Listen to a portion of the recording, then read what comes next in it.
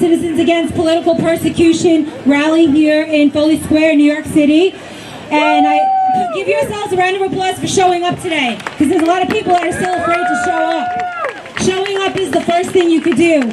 We have to speak up, we have to peacefully protest and petition the government for our grievances, and that's what we're here to do today, to peacefully protest and let the government and the mainstream media and everybody else know that political persecution is not acceptable, and that the guys that are locked up from January 6th have due process rights, and they gotta let them out of jail so that they can be fit to stand trial when that trial comes. They should not be in solitary confinement right now with no access to their lawyers, and unless they get the vaccine, by the way, they cannot get any hygienic services.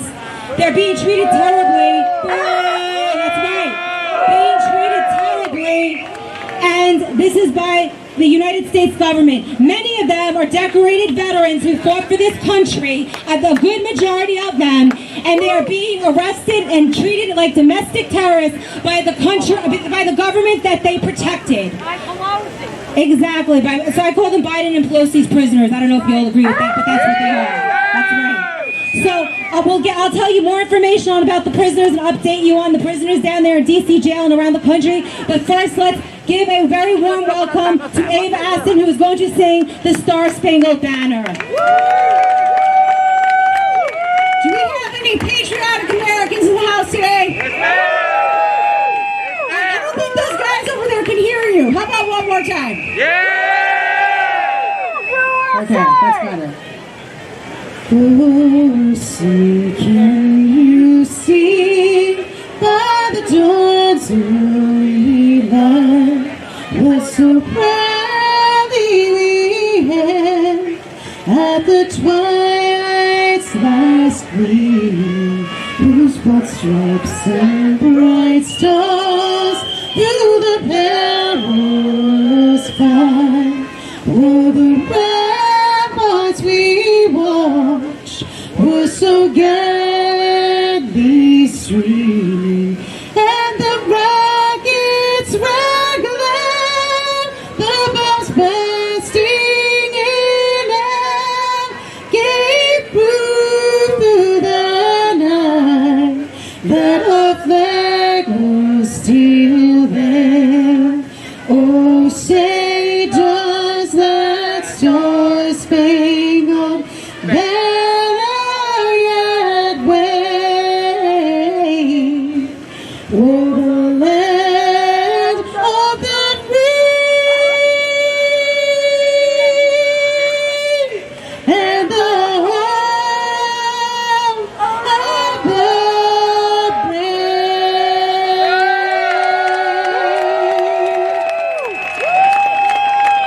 USA! USA! USA! USA! USA! USA! USA! That's right. Ava's going to do one more song in the crowd today. I encourage everyone to sing along with her. It's beautiful. God bless America. Yeah! I'm going to ask on the second that you all sing with me, okay? I'll tell you when. I do the version that's banned at Yankee Stadium. Can you believe that? Political correctness banned the Kate Smith version? What kind of craziness is that? Sanity! I know. Okay, so here we go. While the storm clouds gather far across the sea, let us swear allegiance to a land that's free. Let us all be grateful for a land so fair, as we raise our voices in a solemn prayer. God bless America, land that I love. Stand beside her and guide her through the night with the light from above, from the mountain mountains, to the prairies, to the oceans, what with them? God bless America, my home, sweet home. God bless America, my home, sweet home. Thank you. I'm Ava Aston, and you can find me in all those places, avaaston.com, and on Instagram and YouTube and all that sort of stuff. And I have a new CD, so anyway, there you go. Support Ava, because you know in this bootleg Hollywood and recording industry, unless you're a liberal and you kiss, you know what, you know, you get canceled. And she's not afraid to be a conservative. She's not afraid to be here today. It's very difficult to get people, as you know. Donald Trump had the same problem. Everybody does, getting somebody to come out, and she's not afraid of cancel culture. So can we give her one more round of applause? Thank you so much, Ava, for bringing your beautiful voice to the event today.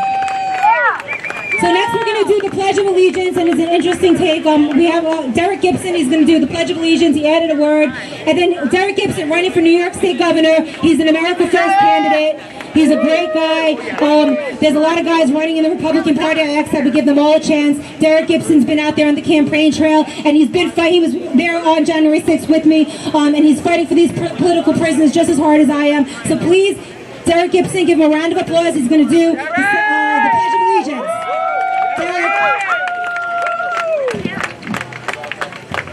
Good evening.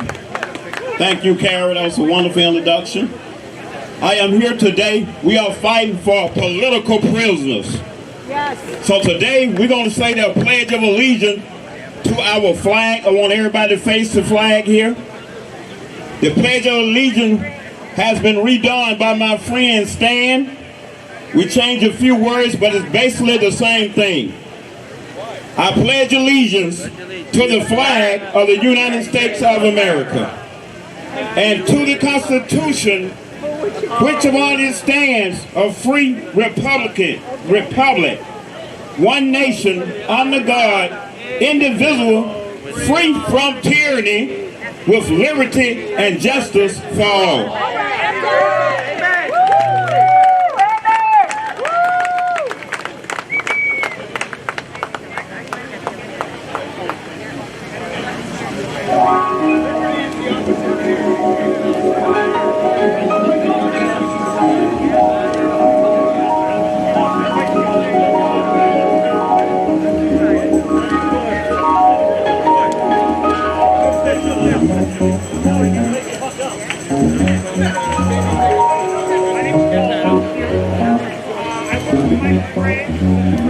Derek wanted us to play this song really quick. It's a 2-second thing before he speaks.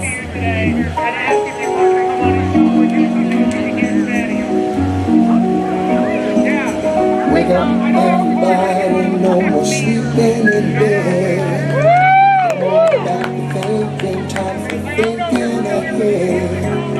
The world has changed so very much from what it used to be.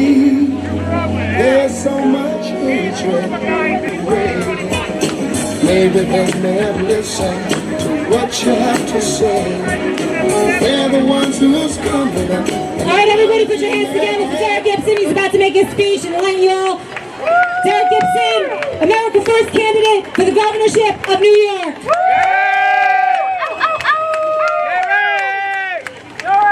Thank you once again. Good afternoon. And I got a message for my brothers and sisters standing over there dressed in black.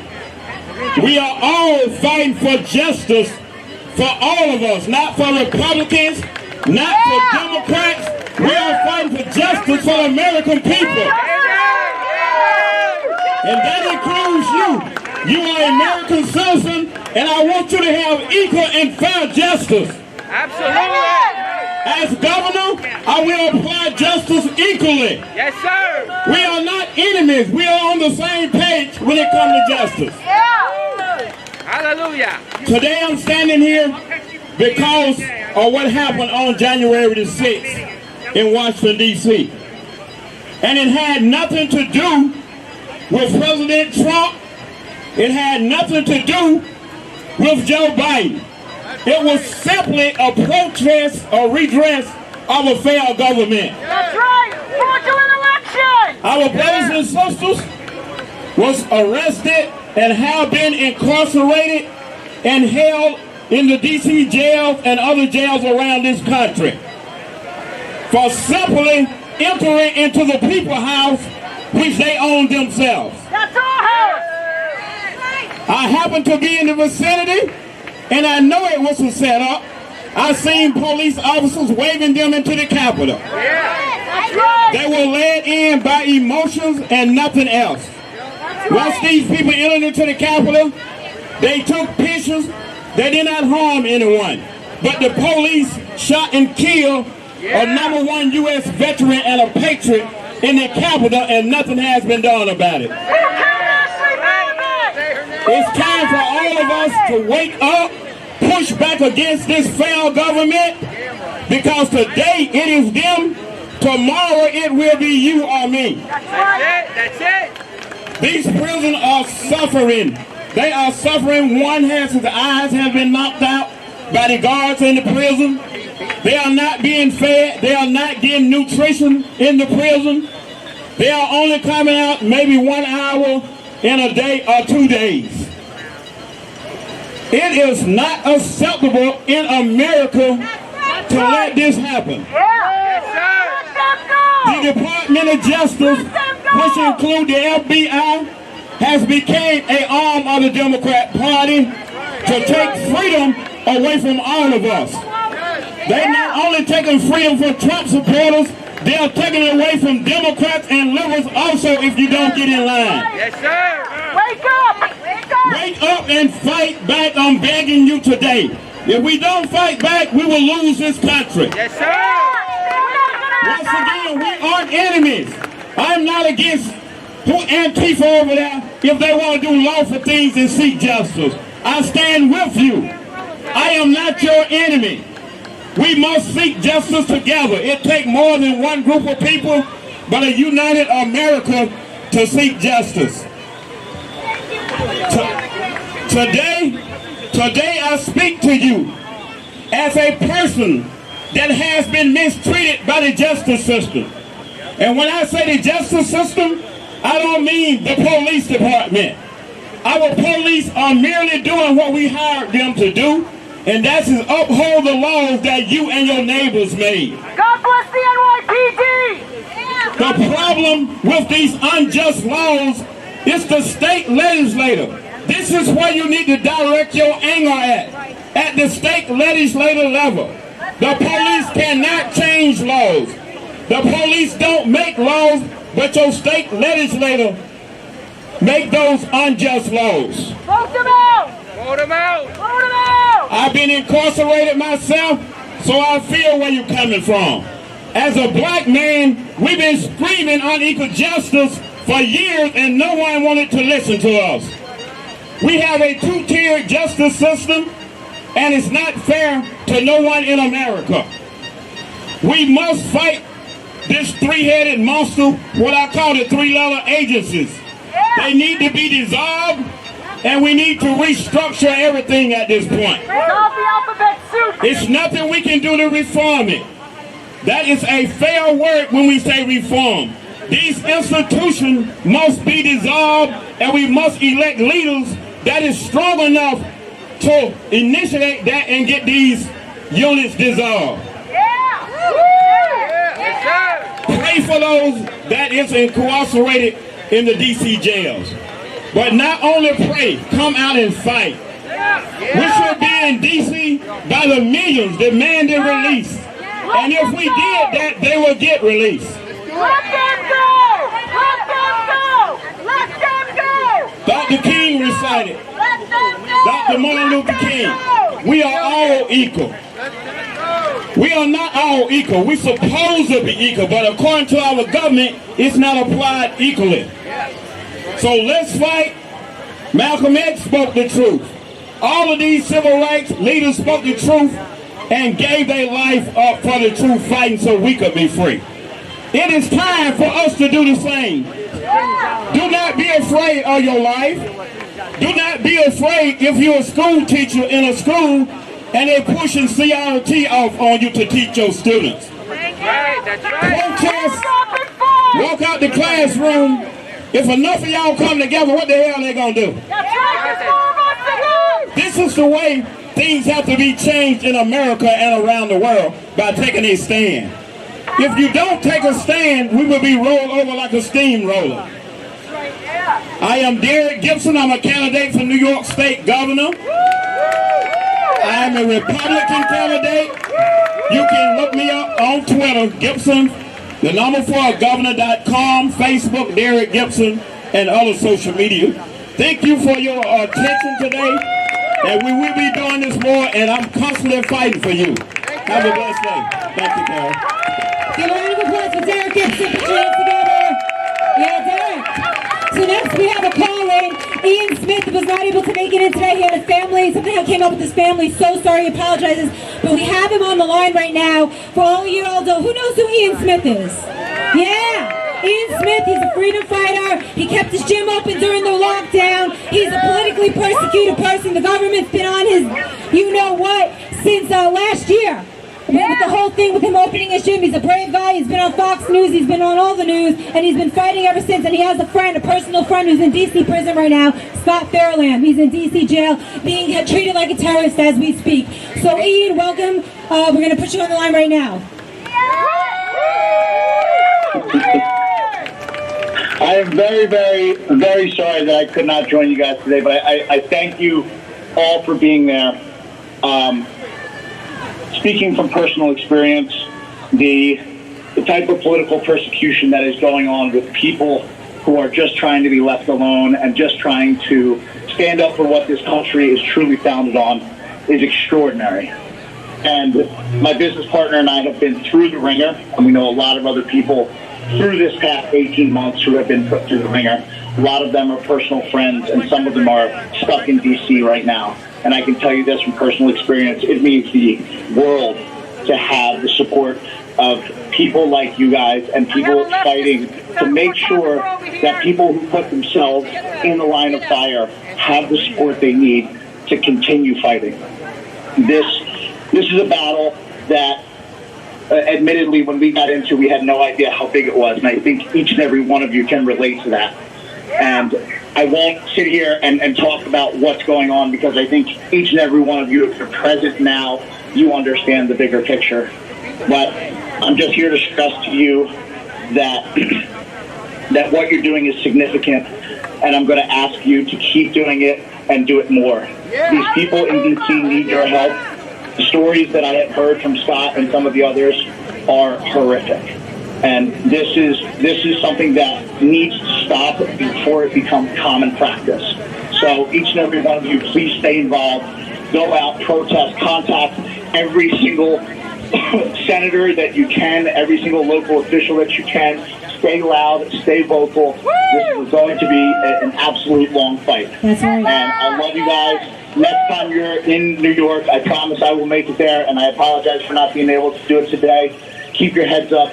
Stay strong and just keep fighting, guys. Thank you, Ian. Give it up for Ian Smith. Power to the people. That's right. And guys, I have a special speaker. This person I just asked to speak just now, because I want everybody to know that the people over there, the people in black, the counter-protesters, came here today. I see you. They came here today saying that they're here to get Proud Boys, who are white supremacists. They're looking for a fight because that's what they want to do. We don't want to fight with you. We are not your damn enemy. Okay? The Proud Boys are not the New York. I speak for the New York chapter of the Proud Boys. I know a lot of them. They're not white supremacists. I'm going to call one of them up to speak right now, a good friend of mine, Garth. And I'm going to let him speak for a few minutes just to dispel your stupid myth why you come out here looking for fights when we are not your enemy. And he's going to tell you who the Proud Boys are and who he is. Please, Garth, come to the stage. Garth Velasquez, where are you? Come on, Garth. Hello, everybody. I've been asked to speak on behalf of the Proud Boys. but I would like to speak on behalf of everyone. But let me tell you something about the Proud Boys, what I know. As a mixed race, person of color, bisexual, don't fit into anyone's narrative. The Proud Boys are specifically, by their tenets, an anti-racist organization. That's right. That's right. Period. We are a social group, and some of us have seen that in order to stand up for Western civilization, stand up for all of our rights, our free speech, our freedom to assemble, people have to be protected. That's right. Some people who are able will stand in between those who want to prevent them from speaking and stop them to allow them to have the freedom to do what we're doing here today. Thank you for all you did. That is the only part of the Proud Boys that you see on television. You see them standing there. Nobody talks about what we're really about. We are not a white supremacist organization by any stretch of the imagination. If there are white supremacists that you can find in our organization, we do our best to weed them out. In your organization, there are psychopathic idiots who join specifically to start violence because that is their nature. You should do your best to weed them out because that will also be your downfall. We do not tarnish you, and you don't want to be tarnished as psychopathic idiots. We don't want to be tarnished as white supremacists because you can find someone who searched a website or has some sort of association. That is not all of us, and we're doing our best, but there are idiots in every group. You should know that as well as we do. They have more of their share in it. But CAP is about protecting all of our rights, yours and ours. You might be enjoying the beneficence of being the Democrats' violent army right now. But when the Republicans get back in power, you will be on the other side, and you will also be vulnerable to being political prisoners. So CAP is a nonpartisan organization. That's what this is about. We are here to protect all of our rights, our constitutional right to assemble, to speak, all of it. And we're here to protect you as well. This is not an our side, their side event. This is for all of us. The Proud Boys are here to protect the rights of these people to freely assemble and to not be violently acted out against. If you believe in your cause, and if you believe that you have an ideology worth fighting for, you will peacefully allow other people to have their rights. No one in this country has the right to trample on other people's rights. That's pretty much it. All right, everybody, put it together for Proud Boy New York chapter. Okay, thank you to the Proud Boys who are here today helping, keeping everyone safe. I thank you so much, guys. I really appreciate it from the bottom of my heart. And thank you to the police as well. And I hope you guys heard that Black Lives Matter, Antifa. We are fighting for all of your rights. The Proud Boys here in New York are not racist. Well, Proud Boy just spoke. He's mixed race and he is part of the LGBTQ community. I don't think somebody like that would join a white supremacy group. And I myself, who's mixed race, okay, we're not either. So I'm sick of that narrative that the media is using to divide and destroy us. And I hope all the media here today can actually please put what he just said and quote that. We are sick and tired of the media dividing us. We are tired of the clickbait, the race clickbait.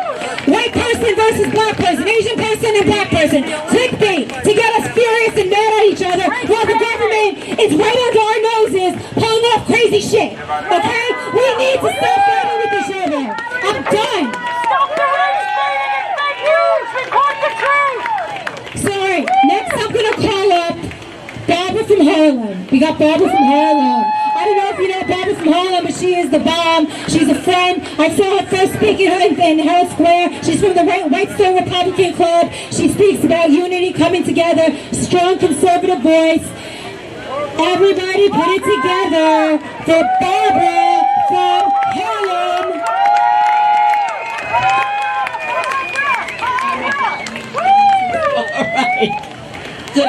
afternoon, everyone. And thank you so much, Kara, for inviting me. You know, I'm just standing there, thinking about white people talking about racism. I'm black. I've been in America all of my life. And I have not been subjected to racism. How in the world did these white people become such experts about racism? Have they been denied a job because of their color? No, I haven't either. Have they been denied a place to live because of the color of their skin? I haven't either. I've lived in Queens, in an Italian neighborhood. Everybody was beautiful. I was married to a New York City police officer who happened to be black back in the 60s, and he made it on the police force. So tell me, when did white people become experts on racism? I am black, and I tell liberal whites all the time, I am the expert. You are not. Stop using black people as an object to destroy this country. We don't need nannies. We are sick and tired. Some of us who think are sick and tired of some white people acting like we couldn't find our way out of a paper bag if it was open on both ends. We are not stupid. They are the racists. They are the haters. And they hate God so much. They want to destroy America. They hate the Judeo-Christian founding of this country. So they pretend that black people need them to deliver them. We needed God to deliver us. God delivered us. We got the 13th, 14th, and 15th Amendment. We don't need them. I don't even know what a white supremacist is. They don't even know. They throw these terms out and bet you they can't even explain it to you. They throw these terms out because they're word masters. They mean nothing. Just like this critical race theory. When do you teach a theory as truth? Why are you trying to tell white people that you are a racist if you're white? That doesn't even make sense. These people have an ideology of darkness. They hate God. They hate America's founding. They hate you and I for coming together as Americans. We're from all ethnicities. But we are Americans. Our blood is red, white, and blue. That's what our color is. We will not accept what they're trying to do. I have to lean a bit, because I'm very hot.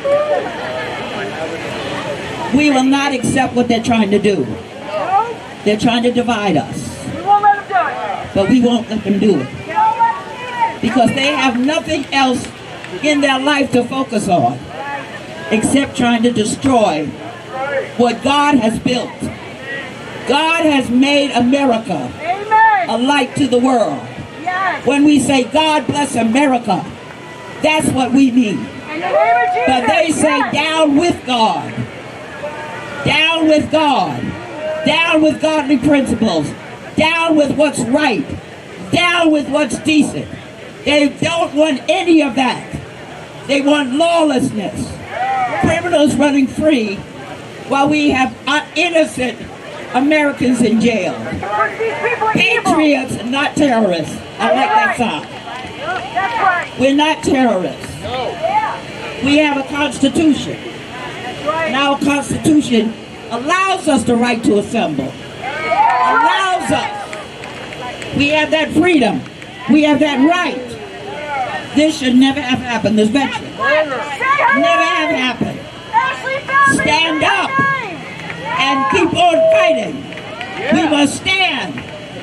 Stand for truth. Stand for honesty. Stand for dignity. Stand for integrity. Stand. Stand. Never give up. Never give in. This is America, and we are Americans. God bless this country. God bless it.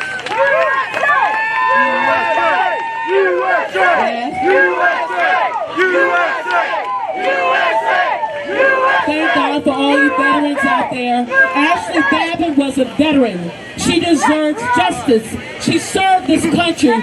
She's one of the reasons we're free. We shall get justice for Ashley Babbitt. Thank you. Thank you. Put your hands together for Barbara from Harlem.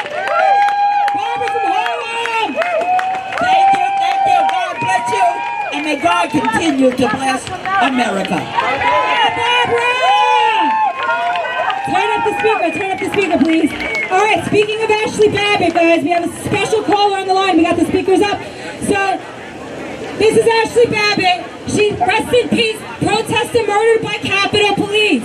Okay? People are not saying her name. They're not talking enough about this. Her family is heartbroken, as you can imagine. I've gotten to know her mother over the past few days. She's a beautiful woman, and she is on the phone line right now. She's going to address the crowd. Mickey, could you say a few words? Thank you so much for calling in today. And everybody, I want everybody to say Ashley Babbitt's name. Ashley Babbitt! Ashley Babbitt!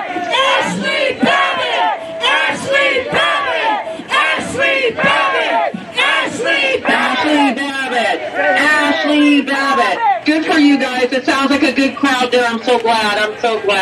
So I just want to say to you that Ashley Babbitt was my daughter. I loved her. She was a proud patriot there with the rest of the proud patriots that day, and this is such un-American behavior and un-American treatment. And I love my daughter, and I miss her, and I feel like this country has treated her badly.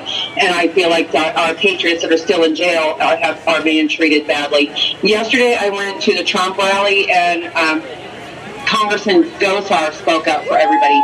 And he's 100%, 110% in. And he has contacted the Attorney General, and he is going to go to the jail. He's going to go to the D.C. jail Thursday and speak to somebody about this issue. So I just want to say, hang in there. We love you guys. And I'm so proud of you for singing the national anthem. Wilma and I, my friend Wilma and I, and several members of my family sing the national anthem along with you and observe a moment of silence. And our suffering's not going to be for nothing. I think that sometimes it takes great suffering to bring about significant change, and you guys stand proud, stand tall, and there's no shame in anything that's happened. And when they try to make you the villain, know in your heart that you're not. And remember how this country was founded, and we left, we settled this country to avoid a tyrannical government and political persecution and religious persecution, and I feel like we're going so far backwards. But when people call you a traitor, know that you're not, and know that your suffering is not for no reason, and somehow, some way, this will all make sense someday. And also, we met some lovely people yesterday, the parents of some people, and just don't lose heart. Daniel Caldwell, Samuel Camarero, William Pressman, Meredith Cleveland, Lonnie Kaufman, Michael Curzio, Nathan DeGrave, Scott Fairlamb, Kyle Fitzman, the Munn family. You guys stand tall, stand proud, stay together, and know that, our sacrifice, it will mean something someday. And my beautiful daughter, she was in her moment with you patriots. So I find a little comfort in the fact that the day she died was a good day for her. Until those son of a bitches took her out of it, she was in her moment. And that's thanks to all you proud patriots that answered the call of the sitting president of the United States, where you felt like you should be. And I'm sorry this country's deserted you and treated you so badly, but our day will come. Our day will come, and it's coming quicker than you think. And 7 months is a long time to sit in jail. I say, time served, let them go. Time served, let them go. Let our people go. Let our people go. Let our people go. Let our people go. Let our people go.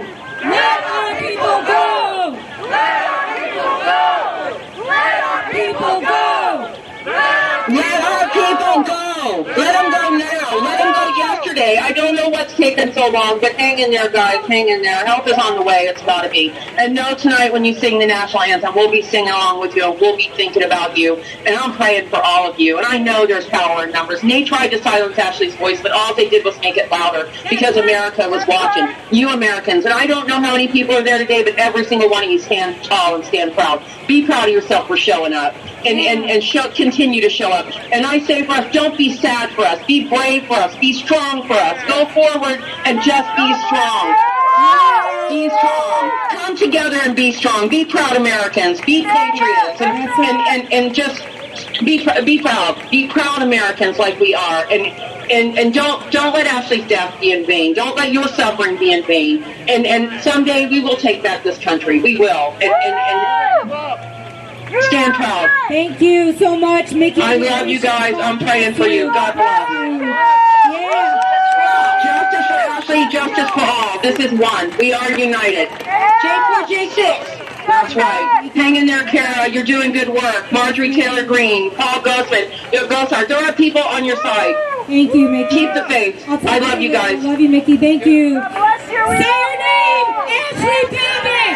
Ashley Babbitt. Ashley Babbitt! Ashley Babbitt! Ashley Babbitt! Ashley Babbitt! Ashley Babbitt! Guys, I'm going to share. I thought one of the things that Mickey had shared with me, which I thought was very sad, was that when, as you know, Ashley Babbitt was a decorated war veteran for tours in Afghanistan, and when she died, the United States Air Force refused to bury her with honors. You know how they do that for everybody that served? They refuse. They're disgusting animals. Disgraceful. Okay? She fought for her country, 4 tours in Afghanistan, put her life on the line, and they refuse to bury her the way that they're supposed to bury a veteran of the United States of America. Disgusting. And it's our goal that we can turn that around and one day get her the burial that she deserves. And our other goal, and I said this to Ashley's mom, as a universal mind, and all the patriots, when 5 years from now, when she Googles, fake Googles, let's say DuckDuckGoes, Ashley's name, insurrectionist is no longer going to come up. We're not going to let them. Patriot, they will not rewrite history. What's going to come up is a female that was killed by the United States government, killed by Capitol Police. American hero! American hero. Martyr. She's a martyr. Okay, they will not rewrite history. Okay, Mark, I got you next. Okay, everybody. Mark is going to say a few words. Mark, he's running for office here in New York. Always had a soft spot in my heart for Mark. Why? He was with me on January 6th. It was like that type of day with the people you were with are like embedded in your heart forever. The stuff we saw that day, you can't make up in a movie is all I gotta say. Like we witnessed the Capitol Police, we witnessed the National Guard, we witnessed DC Police come down on the people like never before. First they let them in, and then they was like, now you can't leave. You know what I mean? They let them in, and then all of a sudden, they got the command from above, start, attack these people, get them out. And I don't care what anybody says. And I have no proof of this, but we will find out. 4 people died that day, besides Ashley Babbitt and 3 other people. I want to know how they died. I don't believe they died of a stroke. I don't believe a heart attack, nor do I believe in methamphetamine overdose. No way! Libel and slander by the fake news media. Okay, they should be sued and they should be held accountable. Absolutely! We the people will get to the bottom of that. They were killed by Capitol Police. And that is my opinion. That is my opinion, which I am entitled to under the First Amendment for all you FBI people watching. Mark. So Mark is going to speak next. Give a warm welcome to my friend Mark. He's a patriot. He's America First candidate. Love this guy. Everybody put it together for Mark. Thank you, Carol, for all that you do, setting this up, putting this together. These are crazy times that we're living in right now. You have people on the right that literally compare January 6th as worse than 9/11. That is completely insane. You got people on the left that are triggered by our flag, the red, white, and blue, which I'm wearing very proudly today. And I will proudly wear the red, white, and blue until the day that I die, because it stands for freedom. And we are flipping the script, ladies and gentlemen. They say her name. We say Ashley Babbitt, right? Ashley Babbitt! Ashley Babbitt! They say my body, my choice. I say, yeah, you know what? You're right. I choose not to inject a chemical that is killing people into my body. Okay? But one script that's not supposed to be flipped is the Constitution, which apparently they don't pay much attention to. Anybody here know what the 8th Amendment is for? Okay, the 8th Amendment, 1791, it has to do with excessive bail and cruel and unusual punishment, which is happening right now to the political prisoners in D.C., and we're not going to stand for it. Let them go! Let them go! Let them go! Let them go! Let them go! Let them go! Let them go! Let them go! Obviously, they don't pay attention to the Second Amendment either. They don't pay attention to the words "shall not be infringed." They don't pay attention to the First Amendment. They censor people. They censor social media accounts. They censor conservatives and things of that nature. They want to quiet our voices. They put masks on their face, but they really want to muzzle us and keep us quiet. But I'm sure as hell not going to stay quiet. I don't know about you. Do not let them silence you under any circumstances. And you know who silences people, controls information, and things of that nature? Communist countries like the communist CCP. And shout out to the people who are fighting the CCP over there to my left. And obviously communist countries are evil, but some of us, these young people in our country, have no idea what it's like to suffer in communism. You have people in Cuba right now who are fighting with no guns and dying for freedom. And we have freedom here, and people have died for our freedom, and when people want to take it away, thinking that communism is better. Okay? We're not going to let that happen. We're not going to let political persecution be allowed in our country, because they do that in communist countries. They take people who don't agree with you and they put you in prison, and we're not allowing that. Never be silent. People over here die for our country, and people are afraid to post things on social media. You're afraid of losing your social media account? You're afraid of losing followers? You're afraid of losing friends on Facebook? Give me a break. People have died to this country. People are rotting in prison. Stand up. Don't be afraid. It's the silent majority can't be silent anymore. We need to stand up. We need to keep America free while we still can. I'm running for city council. In 2020, I did not think for a second that I was going to run for office. I was like many people, but what they did, they woke a sleeping bear. Okay? I didn't want to be bothered. Many people didn't want to be bothered. They just wanted to live their lives. But they're trying to destroy our country. I'm not letting it happen. Mark for NY on social media. MarkForNY.com is my website. And since they're silencing me on social media, I started a super PAC called Keep America Free, where I'm going to be reaching out to people by mail, by text messages, by email, by phone calls, knocking on doors. They can take away social media, but they're not going to stop me from fighting for this country. Thank you, everyone. Thank you, Mark. And speaking of politicians, they're all weak and phony. There's been no politicians, minus Gosar and a couple others, that have spoken out for these prisoners, Democrats or Republicans. Democrats is supposed to be for social justice, but that's only when it benefits them. Okay? And we're the weak Republicans that know this is going on, sitting in their houses not caring because they're so worried about their re-election. I think that the people want to see them stand up for the people, and that's what will get them re-elected. Okay? So we need people like Mark in office, real people. Real people running for office. I'm sick of these phony, bootleg politicians. Rhinos! Where are all the rhinos out there that are not standing up for the political prisoners from January 6th? Where's all the Republicans? Where's Congress? Stand up and fight for us! They stand up and fight. Call your congressmen, call your legislatures, and ask them if they're on the side of the Constitution or not. And I wanted to mention, everybody, go to StopHate.com. There you will find a documentary made by a friend of mine. StopHate.com. Clock that in your brain right now.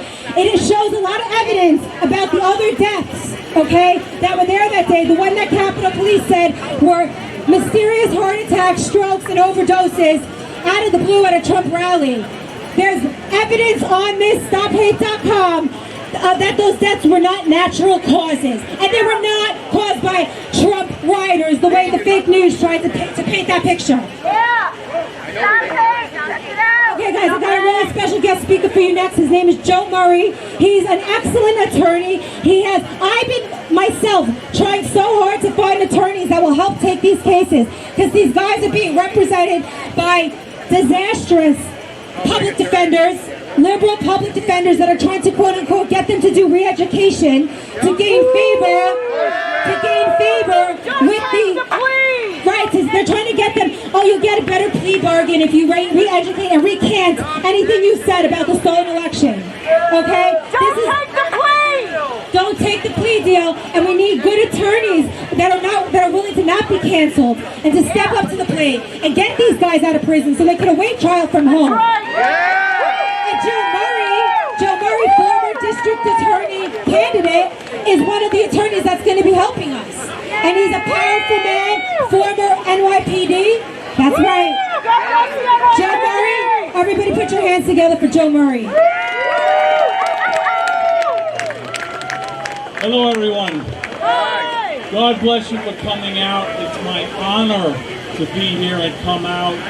Just want to give you a little... Okay. Sorry. It's better? All right, great. It is absolutely my honor to be here, and I see a lot of my friends who served with me on the job. Dave Sieve over here in the red shirt. Hero. We are here, and I specifically want to introduce myself. Aside from being a New York City police officer, I left the job, retired, and became an attorney. And it was a weird situation because I focused on criminal defense. And a lot of people, a lot of my former police colleagues said, how could you do that? Being a police officer and now working in criminal defense. And I made the point to them, there is nothing more important than that United States Constitution. Amen. And the rights and liberties and freedoms that we all enjoy because of that document must be defended all the time. And our counter-protesters over here, we are united. We are fighting for the same thing. We want the equal protection of the law. The people in this case are being denied the equal protection of the law. Justice is supposed to be blind. It shouldn't matter what your political affiliation is, whether you're black, white, gay, straight, male, female, it doesn't matter. The Constitution of the United States protects all equally. So when I heard what was happening in D.C., I felt that I had to do something. And another retired police officer that I know, good friends with Kara, reached out and said, I got the perfect guy. Joe Murray, he's a fighter. He will fight to the end. Just to give you a quick story about who I am. I worked right here as a police officer in Manhattan. A good friend of mine from high school got arrested by 3 detectives. They handcuffed him, smacked him around, brought him back to the 10th precinct. The following day I decided I want to go find out what happened. So I go there in uniform to challenge them to say, hey, why was it necessary for the 3 of you to handcuff him and smack him around? Make a long story short, he starts poking me in the chest. I push his hand off of me. He throws a punch. Unfortunately, as Dave Sieve will tell you, the coach of the boxing team, I was a heavyweight for the police boxing team. Sadly, I threw 1 punch in self-defense and broke his jaw. I thought you wanted to fight.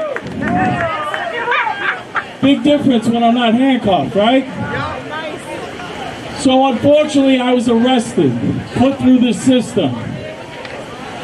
the importance of having a good lawyer.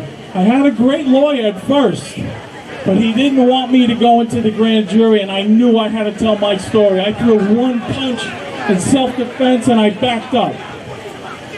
So I got rid of that attorney. I found another attorney. I went in there, I talked to that grand jury, and I told them what happened, and there was no true bill. That means they dismissed everything.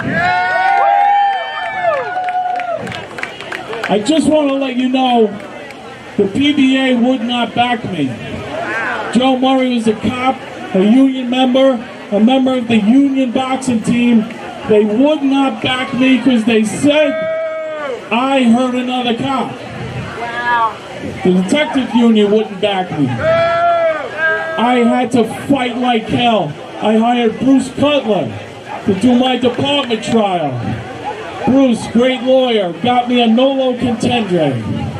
It took 8 years to go to trial, but he sued me for $1 million. Right there in that building. 2001, tried the case, but by that time, I had a criminal lawyer, a civil lawyer, department lawyer, a divorce lawyer. I was broke. I had to represent myself. I gave him the best Cousin Vinny you ever saw. I won the case. The judge told me, Officer Murray, you need to go to law school. I retired in 2002, went to law school, and now I am spending my practice fighting for the very people who are willing to stand up, like I did, willing to stand up and defend the rights of those who can't be defended. Thank you so much. I love being here. Keep supporting the movement. Steve?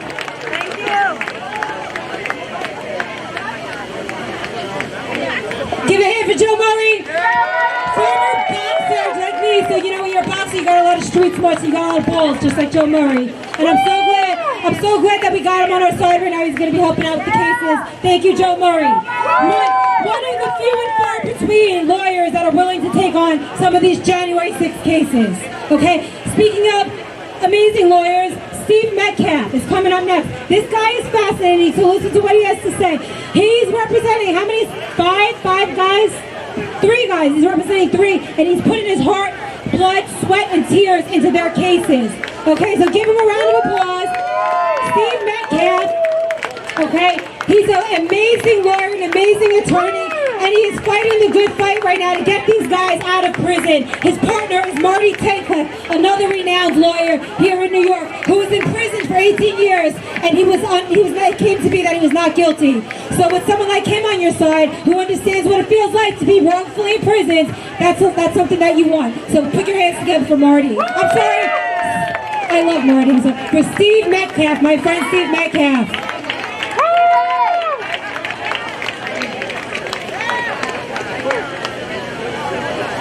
I first want to say thank you, everybody, for standing up today. For standing up in the face of the DOJ, of the FBI, and that's exactly what we need. We did not have the support just a couple of months ago. So thank you, everybody.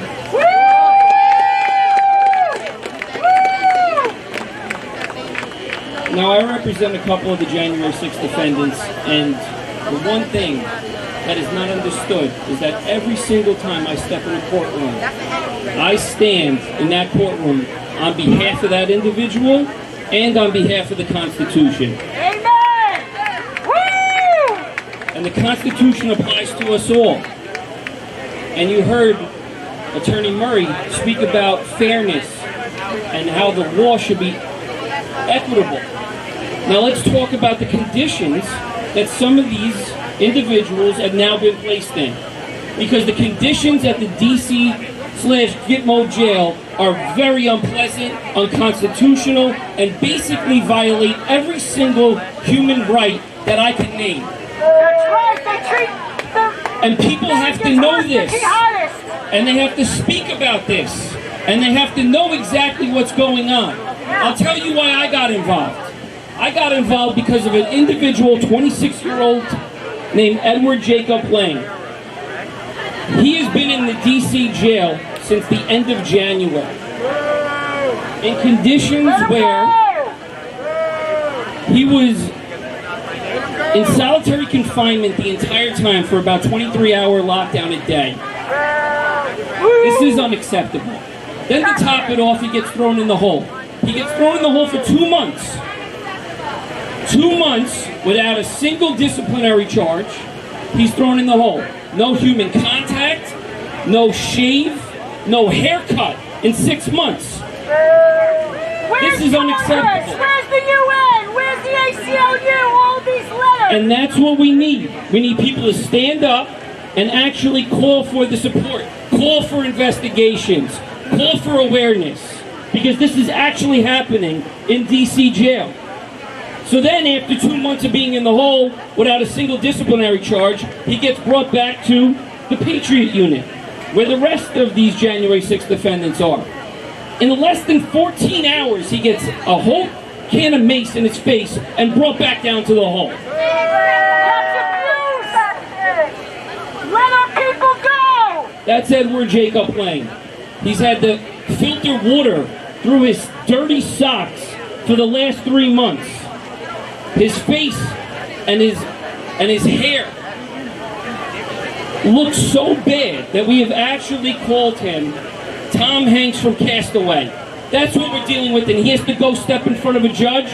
What kind of presentation is that? That should not be accepted, and it should not be allowed anywhere in America. Torture. Let our people go. Let them go. Let them go. Let them go. Let them go. Let them go.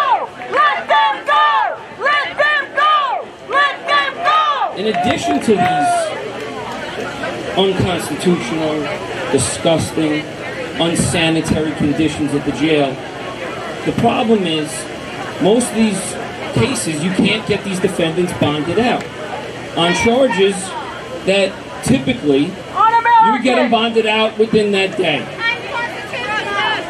Dominic Pizzola is another case where we are zealously trying to get a judge to actually just grant him bonds. This is actually happening right now. This man has no criminal history, never was arrested before, was a vet. He fought for this country, and now he's sitting in the hole. This is unacceptable. It's unacceptable. But they let BLM and Antifa out the same day. This is why I'm thanking you for standing up today. Spread awareness. Let everybody know. We need more attorneys who are actually not afraid to take on these cases. Yeah. We need attorneys with staff that can handle these cases. Yeah. And we need everybody's support. Whatever finances or whatever resources they are, pull them together. Educate people. Let them know what's going on. Because some of these cases are going to have to go to trial. And when they actually go to trial, you're going to see myself and Attorney McBride, who's going to follow, trying these cases. And we need as much support as we possibly can. Where's the congressional convoys to the jail?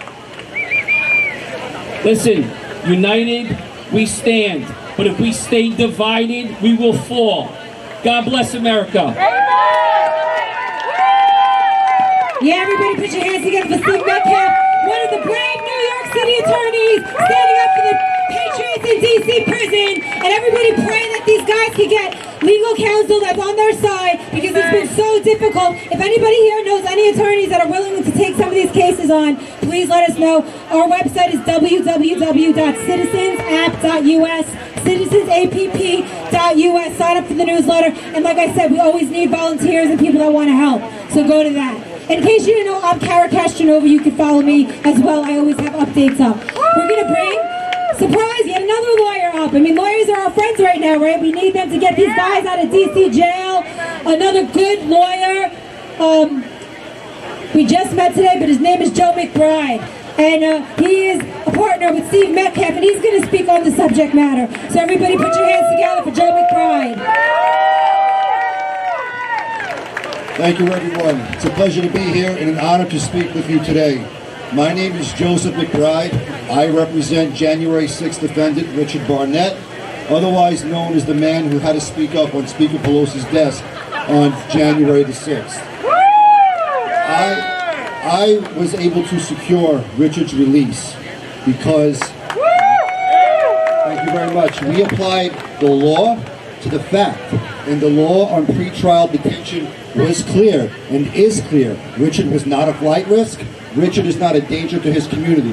Richard had no criminal record, no criminal contacts of any kind. Despite that, because he was pushed into the Capitol, and yes, he ended up in Speaker Pelosi's office with his feet on the desk, they held him for 108 days. Over 50 of those days were in solitary confinement.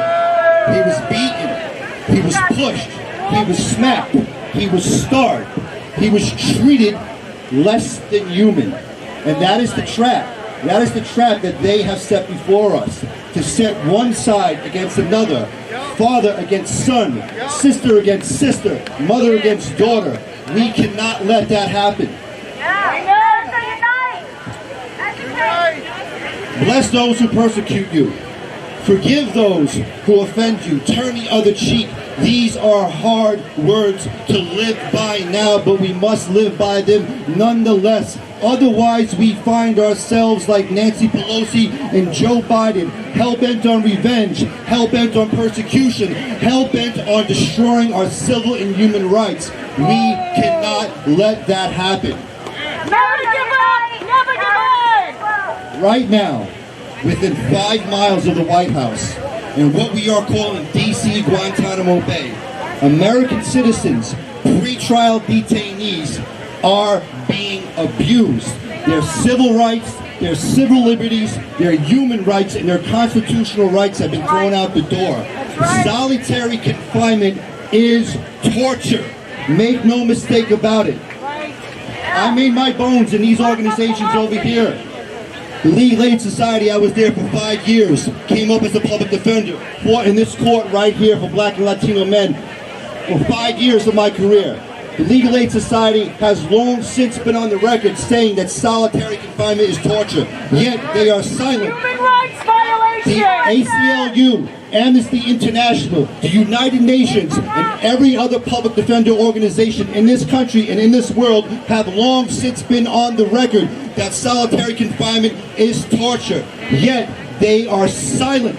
They are silent. Why aren't they standing up for American citizens now? My question to you, liberal America, my question to you, Democrats and Republicans who have been silent, is how can you stand by and accept this? You do not have to love my client. You do not have to love me or the other lawyers who are standing up for these people. You do not have to approve any reason for going to the Capitol that day. But you cannot stand back and be silent while these people are being abused. You must stand up. You must stand up now. Because if you don't, you're going to come out on the wrong side of the history on this. You will not be able to say years from now, when movies are happening and books are written and publications are made about the atrocities that are taking place, that you got it right when you are dead wrong for being silent. Your silence equates to tacit approval. Stand up now and do the right thing. God bless you, and God bless the United States of America. USA! USA! USA! USA! USA! USA! USA! So we're gonna have one more, another interesting attorney speak. But after that, we're gonna have a call in from Aaron Babbitt, Ashley's husband. Okay, so that's gonna be great. I wanted to let you guys know about. I'm working with another organization, very good friend of mine. Her name is Cynthia. She is the aunt of Timothy Cusinelli Hale, and he's one of the guys that are in there right now in DC prison being tortured. Her group is called Patriot Freedom Project. So check out Patriot Freedom Project. They're a legal fund to help these guys get money for their legal defenses. A lot of these guys are losing their homes. Their wives are having to put their homes up for sale just to cover their legal defenses. Okay, because their husbands are in jail. There's no one to work. They have a lot of kids. So we got to help these guys as much as we can. Even $10 counts towards their legal fund. So that would be Patriot Freedom Project. And you can also get on the text alert system for all the January 6th Capitol case updates. Text J6P3 to 74121. So remember that. If you want updates, constant updates on what's going on with these capital cases and these January 6 cases, constant updates, text J6P3 to 74121. If you don't remember that, come up to me later and I'll send it to you. Okay, so we got one more attorney, then we're going to get a call in from Ashley Babbitt's husband, Aaron. We have Chris Marston. Chris, I came into acquaintance with yesterday. He's a very interesting guy. He has a lot of good ideas. The most important thing we can do right now to help these guys in there and to help everybody that was a part of January 6th is to let the truth rise to the top. Okay? There is truth. They rewrote history within a week, within a day. History was rewritten. I was there. A lot of people that were here were there. This could have been any one of us. Okay, any one of us that could have walked in the doors that police let people into. Thank God I was so far away from the Capitol. You know what I mean? They were letting people in. And then they try to rewrite history and call it an insurrection. They will not, 100 years from now, as far as I'm concerned, in history books, when kids are reading that book, say, in 2021, or the year January 6th, the President of the United States led an armed insurrection. This is what they're going to do. And we cannot let that happen. We will not let them rewrite history. It was a peaceful protest where people got emotional, people made mistakes, and that is it. And we need documentarians, and we need release the tapes, and we need documentarians and people on our side, investigative journalists, and the truth is going to come to the top. It always does. I just want it to be sooner than later so it can help the guys in prison, and it can help the families of those that were killed that day. So I would like to bring Chris Marston up. He's going to talk to you guys for a few minutes. Give him a round of applause. Thank you, everybody. I'm Christopher Marston. I'm the chairman of the American Foundation for Civil Liberties and Freedom. We've set up to take on the top 10 issues in the public consciousness today. Obviously, election integrity is a big one.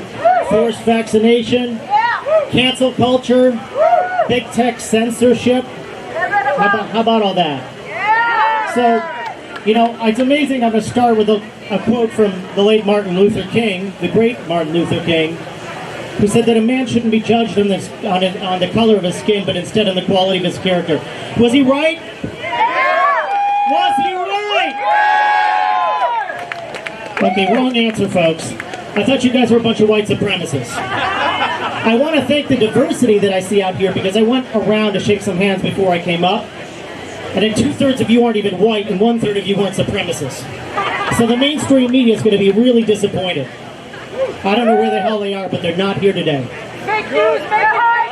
Martin Luther King also said that you should protest for your civil liberties. He even recommended virulous, strong protests for civil liberties. But he also said that riots are the voice of the unheard. So regardless of how you characterize what happened on January 6th, the unheard voices are the voices that were here to speak for our civil liberties on January 6th. Those were those voices.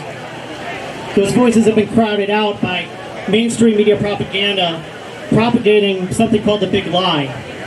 If you Google the Big Lie, what you'll find out it was actually coined by Hitler himself. It is in his book, Mein Kampf.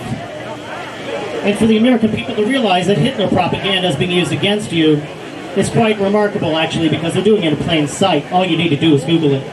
They're communists! There was a time when they came for the Jews. And I think we all need to remember that there were doctors in Nazi Germany, there were professors in Nazi Germany, educators, incredibly educated people. Somehow they were all convinced to exterminate millions of Jews. So we shouldn't, not one of us, take for granted the power of propaganda. That's right. We shouldn't be fooled. Never again! Never Never again. forget. Never again! So the one thing about civil liberties and due process is that these Antifa folks, or that curly black-haired Marxist guy that was just about to jump the barrier, if he jumped the police barriers today, He gets stomped out. and if he did, and he got arrested, should he be denied his due process rights? Hell no! Should we be here fighting for his due process rights? Hell yeah! And we would. That's right. Because we're all united here. You, each of you, and us, each of us, are brothers and sisters in arms. in this fight. 100 years ago, we fought for black people's right to vote. 50 years... You did that? And then we had to fight for women's right to vote. Would anybody think that a century later we would be here fighting about anybody's fucking right to have their vote count? No. It's unimaginable that we are back here using the words of the great Martin Luther King to justify voting itself in our country. America's under attack by communists. Yeah. So we're all here together. The American Foundation for Civil Liberties and Freedom is here to support AFCLF.org. Thank you very much. That's because the ACLU has jumped the shark. I don't know if that's the right expression, but they've become a complete arm of the left. They were supposed to be the constitutional rights of all, and now it's only constitutional rights when it pertains to the left. So I'm gonna hold on a second. I'm gonna put Aaron on the phone. Yeah, we're gonna plug him in right now. So as you all know, where's my sign? Where's my Ashley Babbitt sign? Does anyone have it? Where is it? Kara's Ashley Babbitt. Oh yeah. Could you get that? No. All right, so we're gonna have Aaron Babbitt call in again. A great guy. He doesn't like to use the. I can understand the term widower. Who would ever think that at so young that would be your life? But he's Ashley Babbitt's husband, and he's gonna call in and just give us a couple words and tell us a little bit about Ashley and who she was. We need to start humanizing Ashley Babbitt. Okay. She was a human being. She was just like us. If there was a rally today, she would have been here with us today if it was for somebody else. She was a patriot. She was just like a down-to-earth girl, the type of person that we would hang out with, okay? And she's not with us anymore. So I'm going to put her husband, Aaron Babbitt, on the phone. Aaron, are you there? I'm here, Tara. Yes, thank you. Go ahead, Aaron. Yeah, so I truly appreciate the opportunity to call in. When Carol called, talk about Ashley, and talked about the political prisoners, and Kara's damn right. Ashley would be standing there right alongside of all of you. It's completely unjust what is going on. She asked me to speak a little bit about who my wife is as a person, because a lot of people don't know, and she's been demonized and dehumanized in the media, on these disgusting social media platforms that provide these people with an outlet to spew all this garbage without having to face any consequences for it. So, yeah, my wife, to say fun, loving, compassionate, passionate, prideful, any word I could throw out there, it's going to describe Ashley, in a positive light, in a positive manner. She had a zest for life like no one else. She had a selfless service to this nation. Starting at the age of 17, she signed up. She had to have her mother go down and sign her up to join the military because she wanted to serve this nation. She went overseas 4 times. 4 times, and it was almost a 5th. But I came into her life and she decided that she was done. And we were living in Maryland, and we wanted to make big life changes. So we moved back to San Diego. The American dream, bought a small business, and we were living our best life at the beach. And when I left my wife for the last time on the 5th of January, never did I believe that she would be coming home to me in a box. I'd love to say that I was a lover for life, but I was second fiddle to our German Shepherd. Tina was her ride or die, her confidant. He went everywhere with her, to the point that he had been through those 4 deployments with her, and always came out fine in the end. But I truly hoped that he thought this was going to be another one of those things to where he could just live his life out. But late February, it was February 24th, I came home, and Tina had died of a broken heart because Ashley didn't come home. And I truly believe he knew this was different. When I received Ashley's clothing that she had outside of what she had on the Capitol, I had it on my floor, and I came in and he was laying on top of it. When I got her remains back, I put him on a nightstand, and he laid there for 8 hours and refused to move. I actually had to drag him to get him outside. So to say it's been a difficult couple months is definitely an understatement. But I'm not naive to the fact that, Ashley, if she was not murdered by this overzealous police officer, still yet to be officially named, she could very well be sitting in there in jail unjustly and I'd be fighting this same battle alongside of you.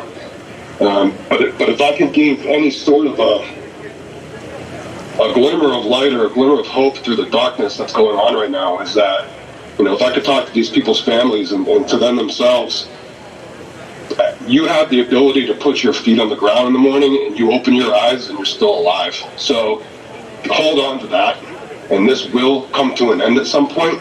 And just remember that we're all praying for you and we're standing behind you. Thank you, Aaron. Thank you so much for calling in, and we're praying for you, your family. Everybody, let's say your name. Ashley Babbitt. Ashley Babbitt! Ashley Babbitt! Ashley Babbitt! Ashley Babbitt! Ashley Babbitt! Ashley Babbitt! Ashley Babbitt! Ashley Babbitt! Ashley Babbitt, American hero! That's right, American hero, martyr. That's how she will go down in history. That if it's like we're going to make her go down in history as a martyr, not an insurrectionist, at the fake insurrection that the news media has painted and the politicians.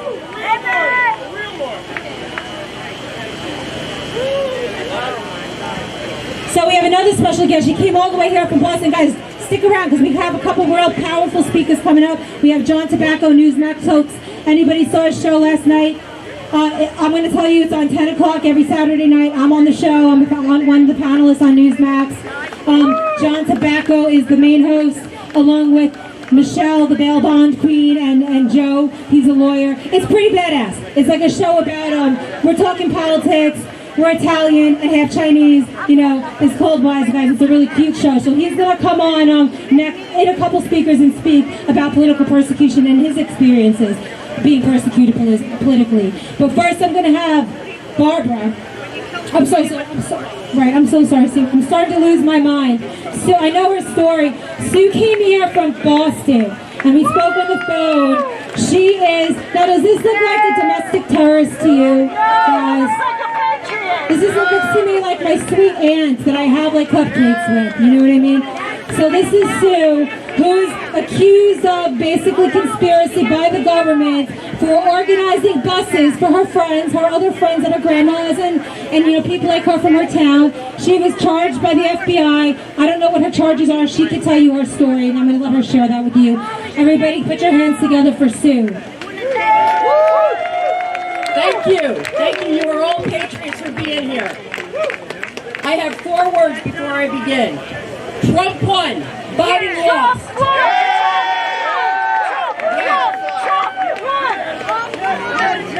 My organization, Super Happy Fun America. I have my fellow members behind me, fellow directors. I'm the director of operations.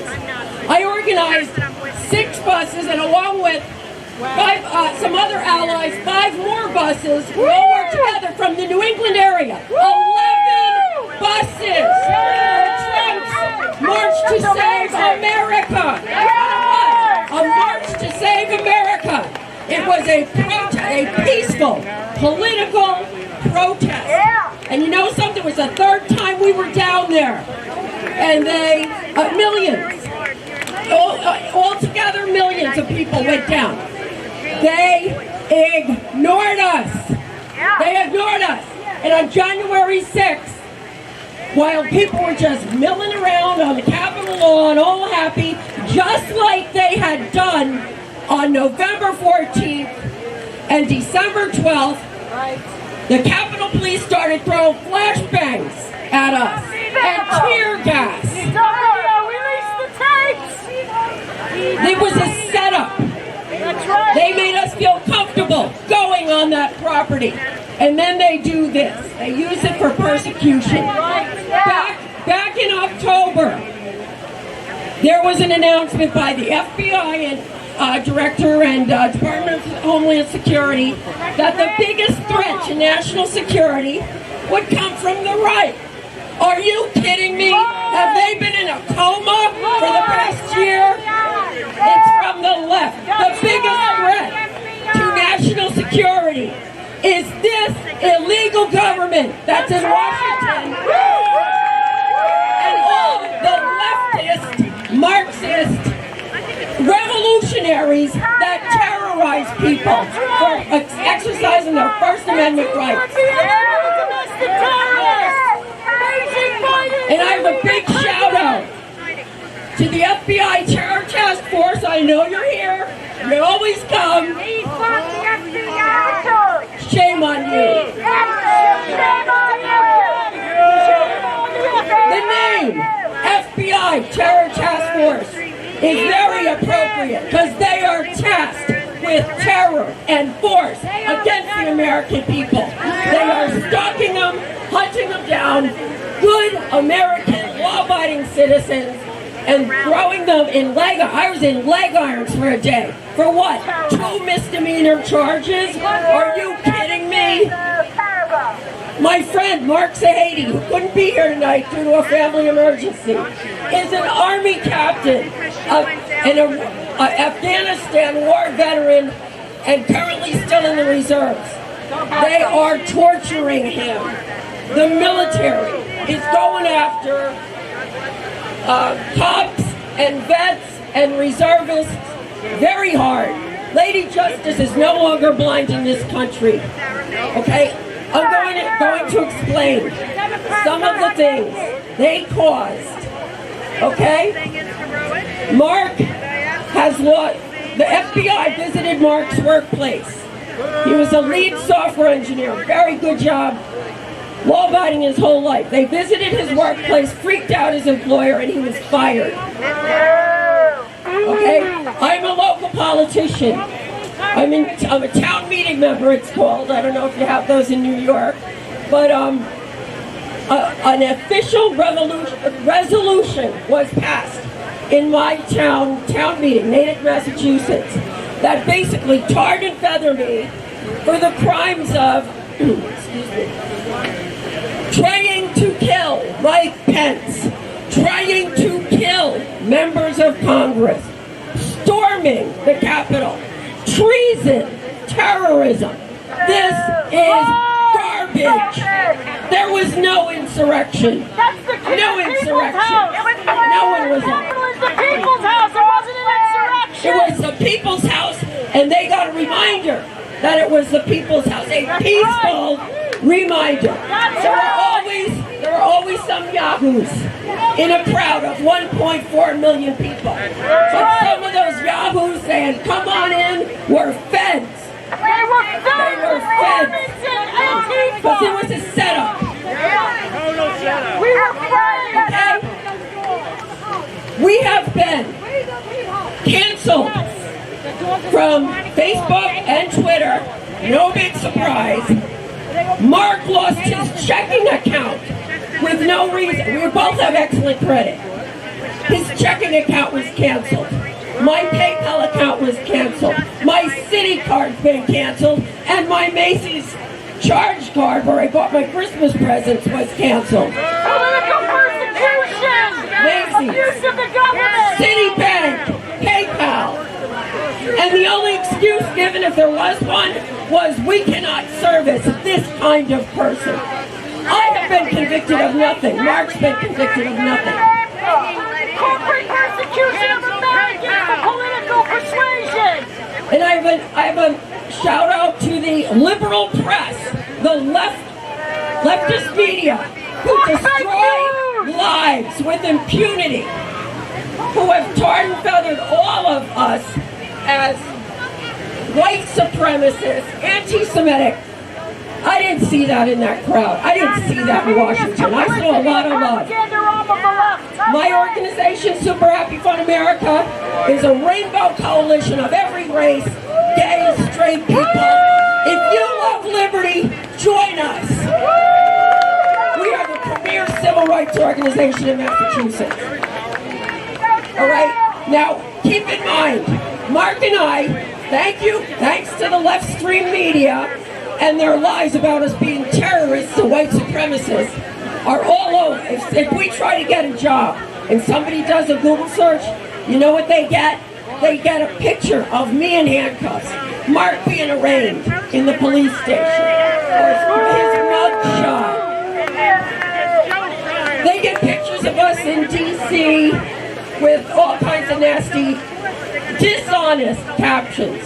We have no prospects of future employment because of cancel culture. Shame on you, the media, for lying about the good people of America. Shame on the media! Shame on the politicians!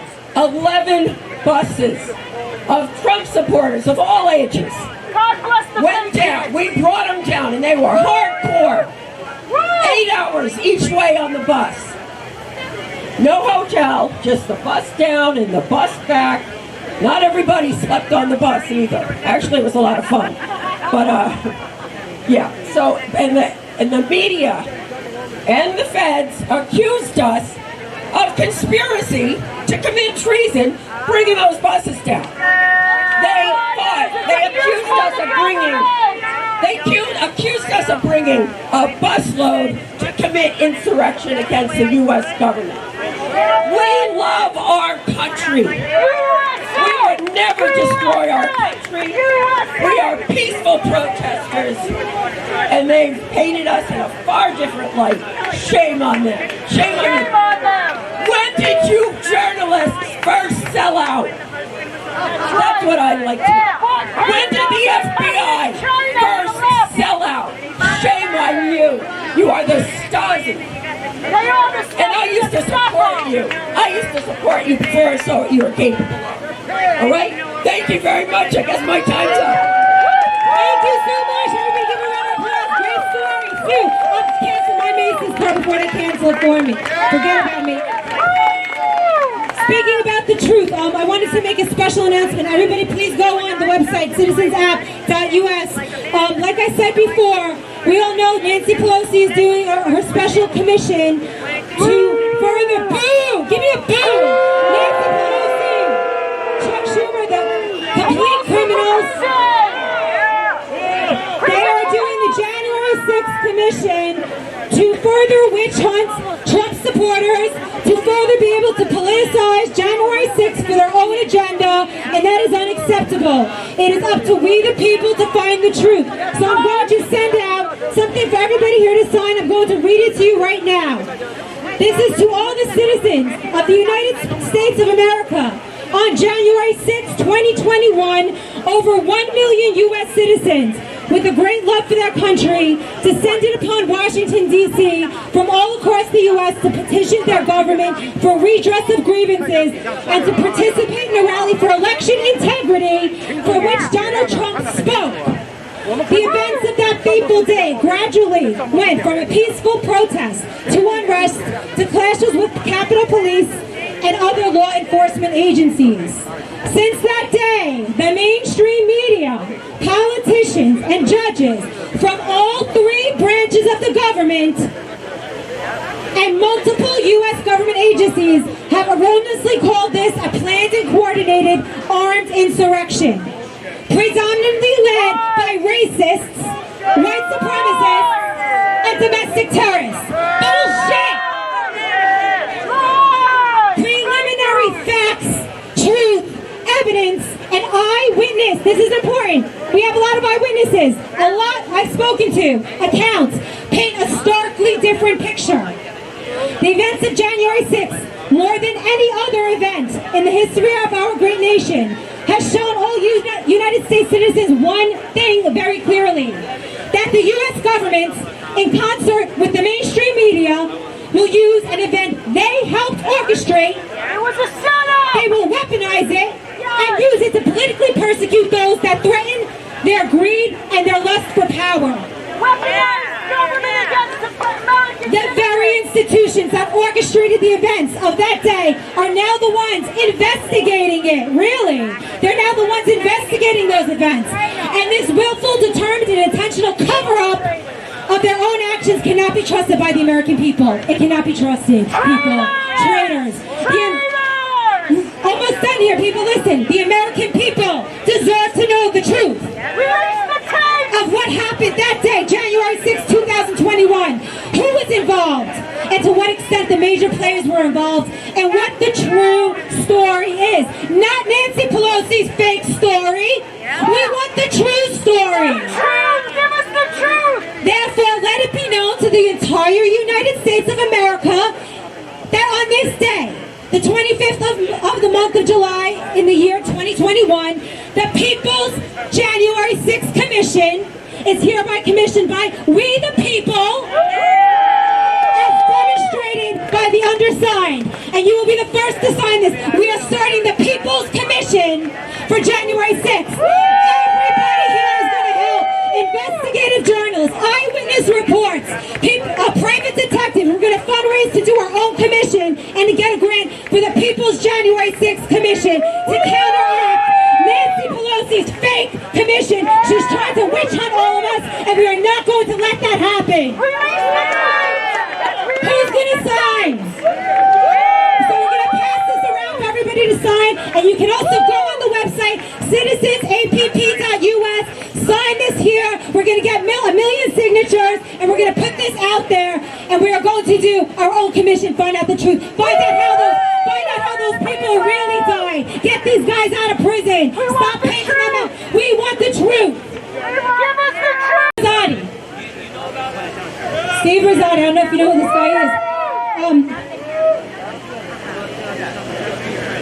He's a powerful speaker. He's a friend of mine. He's from the same island I'm from, Long Island. He worked for the Long Island Railroad. They're terrible people. I don't take them in. I just drive into the city because they fired my friend Steve for having a picture outside the United States Capitol. Having a picture. He has a big lawsuit coming his way. Okay? Unacceptable. Okay? The Long Island Railroad needs to pay. You do not fire people for taking a picture outside the United States Capitol. That is political persecution, and that does not fly. Everybody put your hands together for Steve Rosati. Thank you, Kara.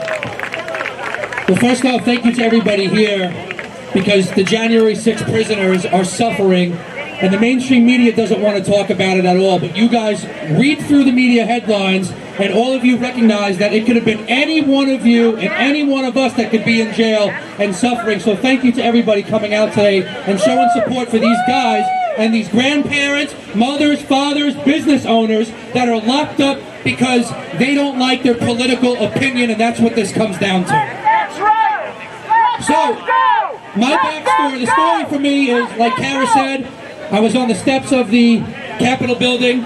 I never went inside the building. I was never investigated by the FBI. No one knocked on my door. I did nothing criminally wrong. I have no criminal record. So those loser protesters that were over there sent a letter, more than likely them, to my job on Twitter, and then I was brought in for an internal investigation.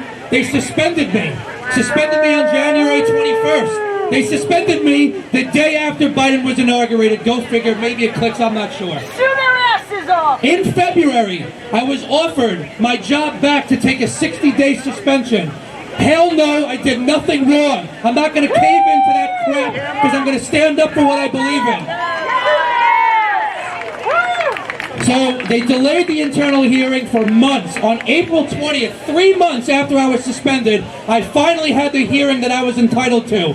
After the hearing was over, on May 11th, I finally received a letter that says I've been officially terminated. So I was suspended without pay for 4 months. And then they fired me on May 14th. And you damn right, I'm not just going to let this go. We are going to get attorneys. We had a deposition. And what we're going to do is take the next process, which is going to be to the courts, and we're going to defeat that. It could have been any one of us. And I don't care if it was me. I'm just glad that it wasn't my family members or my loved ones, because I know I can handle it. And you know what? And that's why God gave me this battle, to fight for God, to fight for this country, because our amendment is completely under attack. Our First Amendment, you don't have it anymore. Do those prisoners in D.C. jail have a First Amendment? Because clearly they don't. And it's up to us to fight for them. Where are all these Republicans? Where are all these rhinos, these Democrats talking about the January 6th prisoners? They're nowhere to be found. You all need to understand that you are alone. No one's going there to save you. No offense, but Trump's got to deal with the election.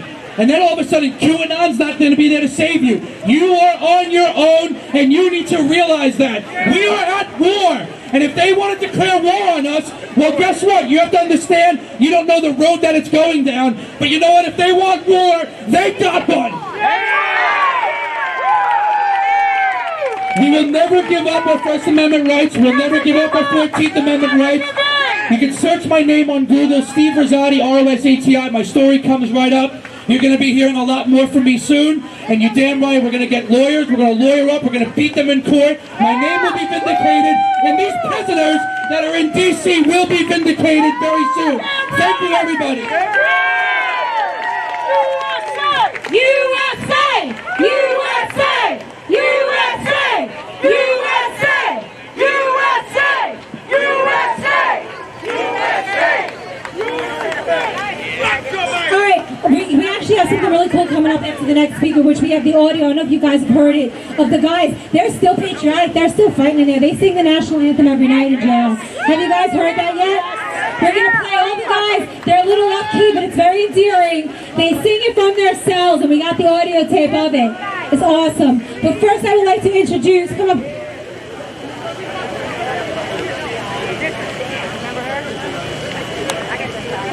He's the president of the Christian Alliance for Righteousness. He's my friend. His name is Joe Shao. And he's here with a lot of his friends and followers.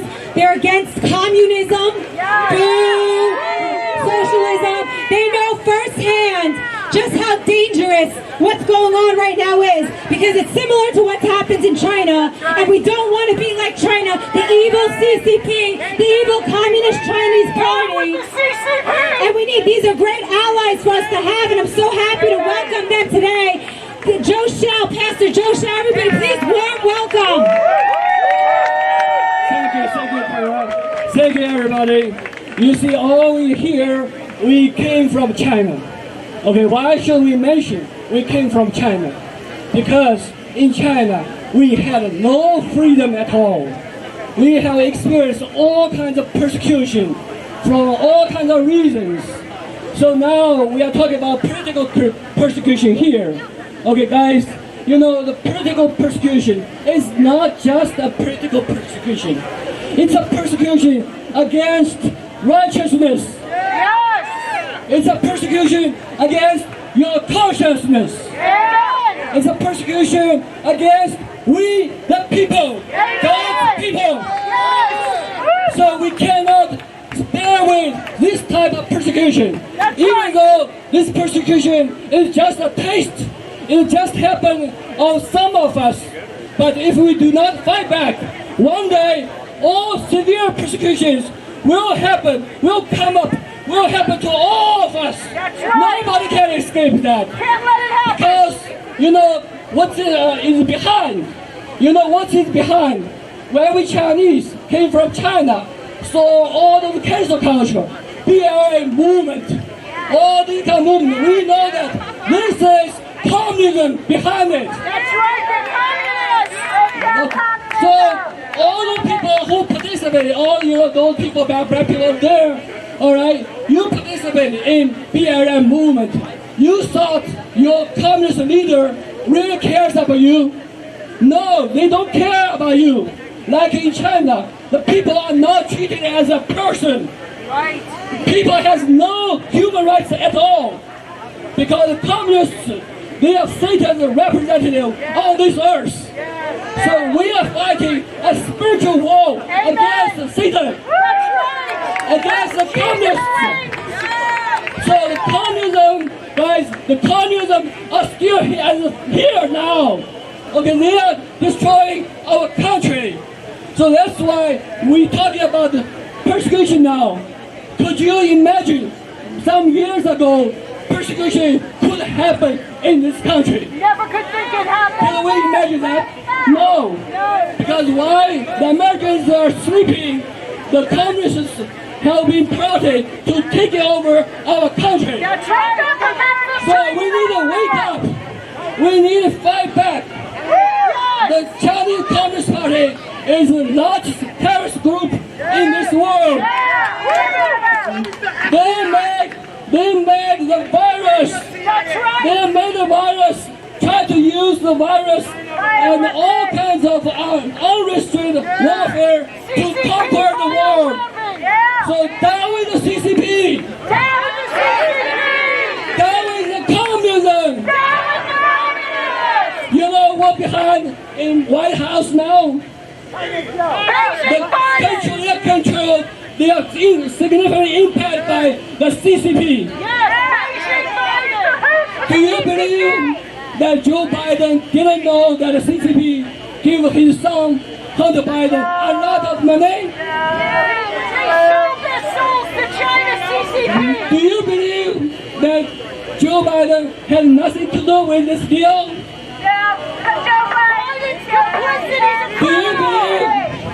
Do you believe that the CCP gave out a huge amount of money for nothing? The CCP have planted a huge amount of Trojan horses in our country. We need to expel them out, all out. We need to eliminate them all out. So American people, stand up, stand firmly. Okay, you need to fight communism now. If you don't wake up right now, one day later when you wake up, you will be greeted with, welcome to the communist America.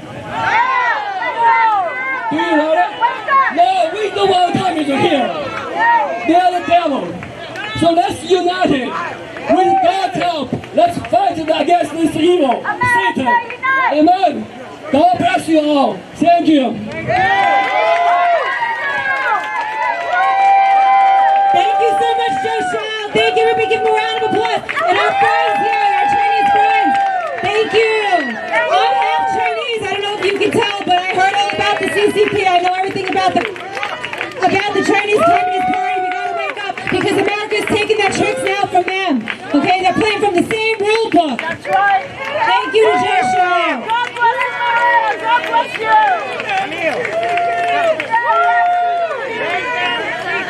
After the Max, where's my friend Danny? Danny Presti. Everybody know Danny Presti? Where's Danny? Send him up. After Danny. I want to know. Yeah. What channel is this? Okay. After Danny, we have a special guest singer. We got 3 more speakers, everybody. Stick around. Danny is from Max Ale House in Staten Island. Give him some applause. We all know who he is. He's a freedom fighter, one of the most politically persecuted people in New York that I know. They don't stop screwing around. He can't open his bar. He can't have a business because he defied the fake lockdown. Okay? He defied it. He kept his bar open, and now they're still bothering him to this day. So he's here today to speak for the political prisoners that are there in D.C. and also to share a little bit about what he's going through. Everybody give a round of applause for Danny. Danny Presti. Thanks for coming out, everybody. Just take a look around. These are the people that are the true fighters. And for those that don't know who I am, tell you a little bit really quickly what happened and why I'm standing here telling you about this today. Is because I was one of the very, very few places in all of New York and the entire country to defy these mandates. To defy the mandates and say, something's very wrong here. But there is something that happens when there's only a few of us that decide to stand up and speak our minds. And they are coming and they will try to make an example of you. And after they think they've made an example of you, they want to keep you quiet and silent. And I'm standing here because I refuse to be silent. And no matter what you do, you have to talk to your neighbor, talk to your family, talk to everybody. As crazy as they think you are, tell them you cannot be silent about it. And that's why I'm still speaking to tell my story. And remember, do not blindly follow or give your respect to just anybody because of a label. There are good politicians, there are bad politicians. Just because somebody's a Republican, do not just let them coast by. Do not just give them your trust. Make sure if they're in your local elections or state elections or national elections, you make sure you put pressure on them to make sure that they're fighting against medical tyranny, against all tyranny. There are good police, there are bad police. And I'm going to tell you a little bit about my situation, what happened to me, and why I think that there is respect to be given to some, and others, not so much. The NYPD throughout all of this has stood down against tyranny and these tyrannical mandates. Mayor de Blasio here in this city sent, that's right, boo it up.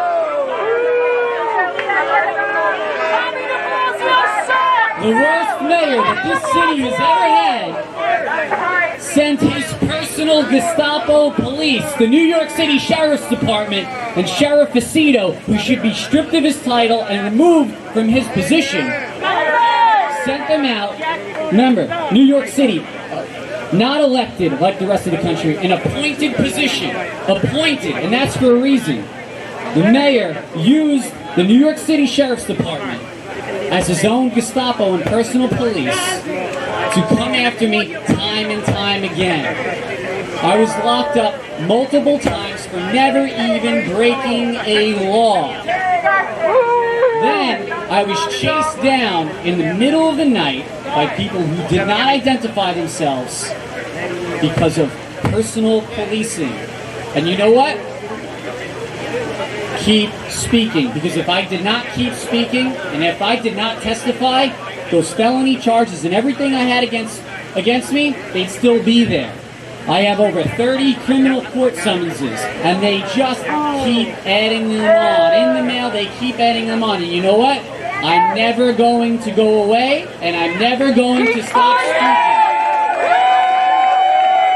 All of these charges, all the major charges, drop because I refuse to stay silent. All of these summonses for not breaking any laws, they continue to just get dropped and be removed. And we'll still keep speaking. But the more important thing is, I was able to get out of major charges and from being locked up. And that's why it's so important that we keep speaking. It's because the people on January 6th, most of them did nothing violent whatsoever, are still locked away. And you know what? That could have been me, it could have been you. And do not just put your blind faith in any of these politicians that still refuse to fight for these people. We need to call them out, all of them, not just rhinos, but all of them. All of these politicians should be held accountable for why they are not demanding the release of these people. So this is why, keep speaking, keep talking, and we'll do it together. Keep fighting. Thank you. Thank you, everybody. Round of applause for Danny Presti. He's going to keep fighting the good fight against political persecution. Like he said, political persecution comes in all forms. You could lose your job, you could get doxxed, you could get kicked off social media, or you could be arrested, or you could be shot and killed. Unfortunately, like Ashley Babbitt and the other people that were there that day. Okay? It has to stop. It has to become a protected class. Political affiliation is not a protected class in America, and that needs to change. Okay? We're going to have somebody come up and sing the Star Spangled Banner. Sing God America the Beautiful in the style of Ray Charles. And then we're going to have John Tobacco, Newsmax host, come up. And guys, please stick around after, because John is going to go around and interview people with the Newsmax mic. There's a show. Hold on, let me wait until that goes away. I hope there's no trouble. What is that noise? Okay. So after this, John is going to interview people for Newsmax. Show on Saturday night. It's going to air Saturday night on Newsmax 10 a.m. I'm on the show, so we're going to go around and ask people questions. Obviously, you guys are the people we want to interview. It's like a built-in crowd for us. So stick around if you want to be on Newsmax, and your interview will probably make it on. So Roger DeBonis, come up. And he's going to give us his rendition. Let's get in that patriotic spirit. America is still the greatest country in the world, and we got to keep it that way. Roger DeBonis singing this for the prisoners. If they can hear it, hopefully in their hearts they can hear it, in their cells, locked up in D.C. jail. This is dedicated to all the prisoners, the political prisoners being detained unlawfully in D.C. jail. Thank you, Roger. Absolutely. And before we even do anything, let's give a big hand to Kara for being an unbelievable mistress of ceremonies and ran this great event. We should have 1 million people at this event. And I just met Kara and John Tobacco at an event for a friend of mine, Vicky Palladino, who's running for City Council in Whitestone in Queens. Whether you like Vicky or not. Again, it's all about freedom, the Constitution. I decided to talk to Kara about possibly singing, and I chose to do America the Beautiful Ray Charles version because Ray, in spite of amazing challenges, was able to rise up, and I really love the intro that he puts into his version, and I have to admit, I have the song memorized except for this part, so I gotta do a little cheating. But and my keyboard player couldn't make it. So, a cappella, here we go. Oh, beautiful, for heroes prove in liberating strife, who more than self their country loved, and mercy more than life. America, America, may God thy gold refine, till all success be nobleness, in every gain divine. So like he said many times doing this, I hope everybody remembers what they were taught in school, including Ray. Oh, beautiful, for spacious skies, for amber waves of grain, for purple mountains, majesty, above the fruited plain. Now, wait a minute. America, America, God, yes, he done shed his grace on thee, and crowned thy good, yes, he did, with brotherhood, from sea to shining sea. One more time, everybody now. America, everybody, America, God shed his grace on thee, and crowned thy good with brotherhood, from sea to shining sea. God bless America, and God bless freedom and the Constitution. God bless. Thank you, Roger. USA! USA! USA! USA! USA! USA! Let them go! Let them go! Let them go! Let them go! Let them go! Let them go! Let them go! I have Johnny Tobacco next. Will everybody please come closer? This is a great speech. A speaker. We have two more speakers after him. Very powerful. We have one more very powerful call in. Come closer. Come closer. Please welcome, and like I said before, if you want to stick around after the rally, we should end around 4. We're going to be doing interviews for Newsmax. We have the Newsmax mic tag, and it will be airing Saturday night. Wise Guys at 10 p.m. Live, not live, I'm sorry, it'll be on at 10 p.m. We're shooting it here, so it won't be live. But definitely stick around. We want your input on some questions. But this is John Tobacco. He's a candidate, the conservative candidate for City Comptroller. He is a Newsmax host. He has a whole long list of accomplishments. I don't even know all of them because the list is so long. And he's a good friend of mine, so he's going to talk to us about political persecution, tell a little bit about his experience. Just got arrested only 3 days ago for not wearing a mask. I didn't know they were still arresting people in New York for not wearing masks. I thought we were done with that. You know, but if they don't like you, and if you're a conservative, I guess they could, make up whatever rules they want. So, please welcome John Tobacco. Give him a warm welcome. Yeah.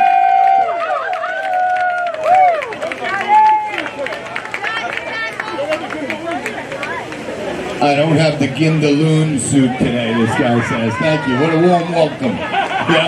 I could say a few things about that rendition there also. I love that guy. And by the way, I'm John Tobacco, son of a New York City police officer, and damn fucking proud of it. Okay, by the way. Alright, and I'm the son of a cop. My mom was a small business owner. We had a sporting goods store in Staten Island. So I was doing retail from when I was like 8 years old. So I understand people. And I understand New York from my dad being a cop. Because he gave me a lot of good lessons. Aside from being a cop, he was a great football and baseball coach. And when I was getting to an age where I was confused about race, where I would be looking at a person of another color and not know what was going on, my father, very practical guy, would say, "Hey, dummy, when you're on the field and they call timeout and they throw the water bottles out there, there's a black guy next to you, a Chinese guy next to you, whatever's next to you, you're all drinking out of the same bottle because that's what humans do." And it kind of is the way I live my life, to be honest with you, right? So much bullshit out there with viruses and micromanagement and covering our faces and everything else. Kara said it best. There's not enough of us, and there's way too many of them. On top of it, they got a head start because they control just about every media outlet. Okay, Newsmax, as you know, I've been on Newsmax for 4 years, okay? The fastest growing cable network in America. Why? Because people are done with the bullshit and they want to hear from real people. And that's what I do. And Kara's my call. By the way, how about a real round of applause for Kara and her passion? Seriously.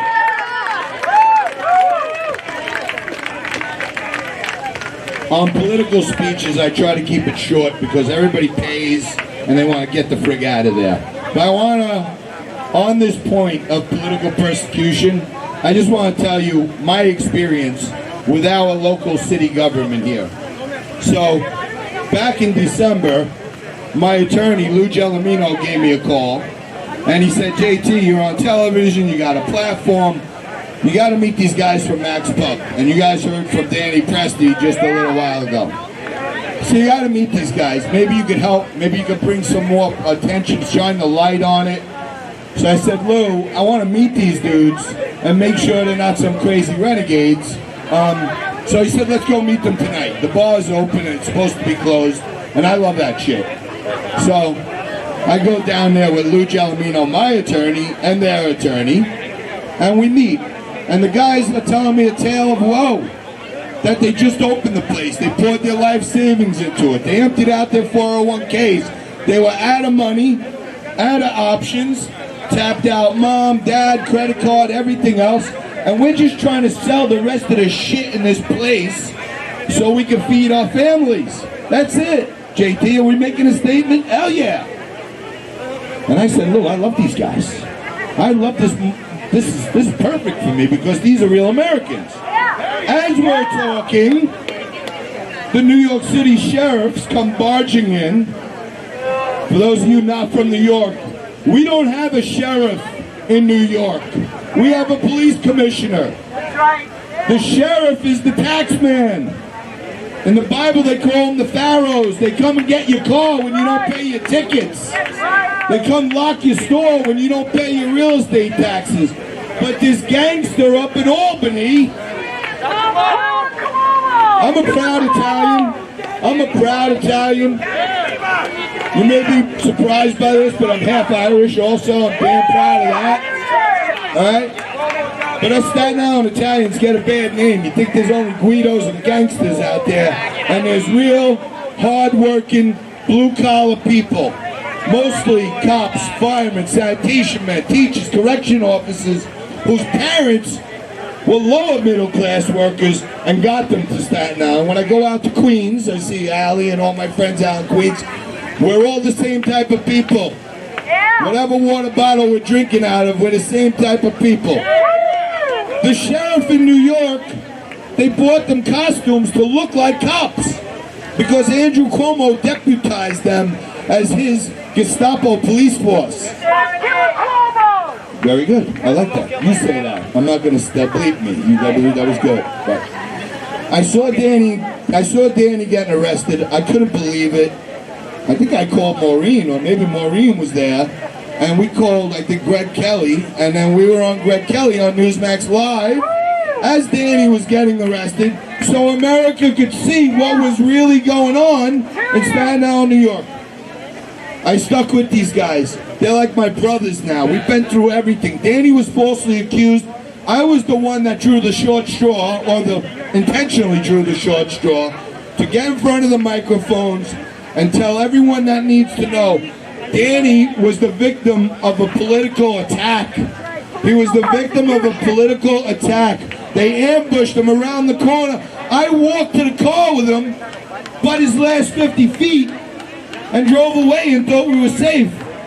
And then I see them coming around, locking him up. In any event, it spurred me, father of 3 kids, it spurred me to want to do more. And I spoke at the rallies and I said, we all got to do more. You think you're doing enough, but you're not. You got to go to one more rally. You got to annoy the shit out of one more friend to come to the rally, because if we keep dispersing, we're giving up ground every single day. My one more was, I'm going to run for office. I spent 30 years on Wall Street. I'm going to run for New York City Controller because see these cops, these great men and women all around here. How about a hand for them? Okay? Little do they know it, their pension plans are on fire right now because these liberal, socialist, progressive mutts have been stealing from the pension plan for the last 40 years. Now all the cops are retiring early because they got no support at the top, the brass. And guess what? They don't know it yet. The money ain't there. And that's a fact. So I decided to run for controller because I'm the only guy in the race that has any financial experience. One of my opponents, this guy Brad Landers, a progressive socialist from Brooklyn, he already wants to mandate vaccines for everyone in the city.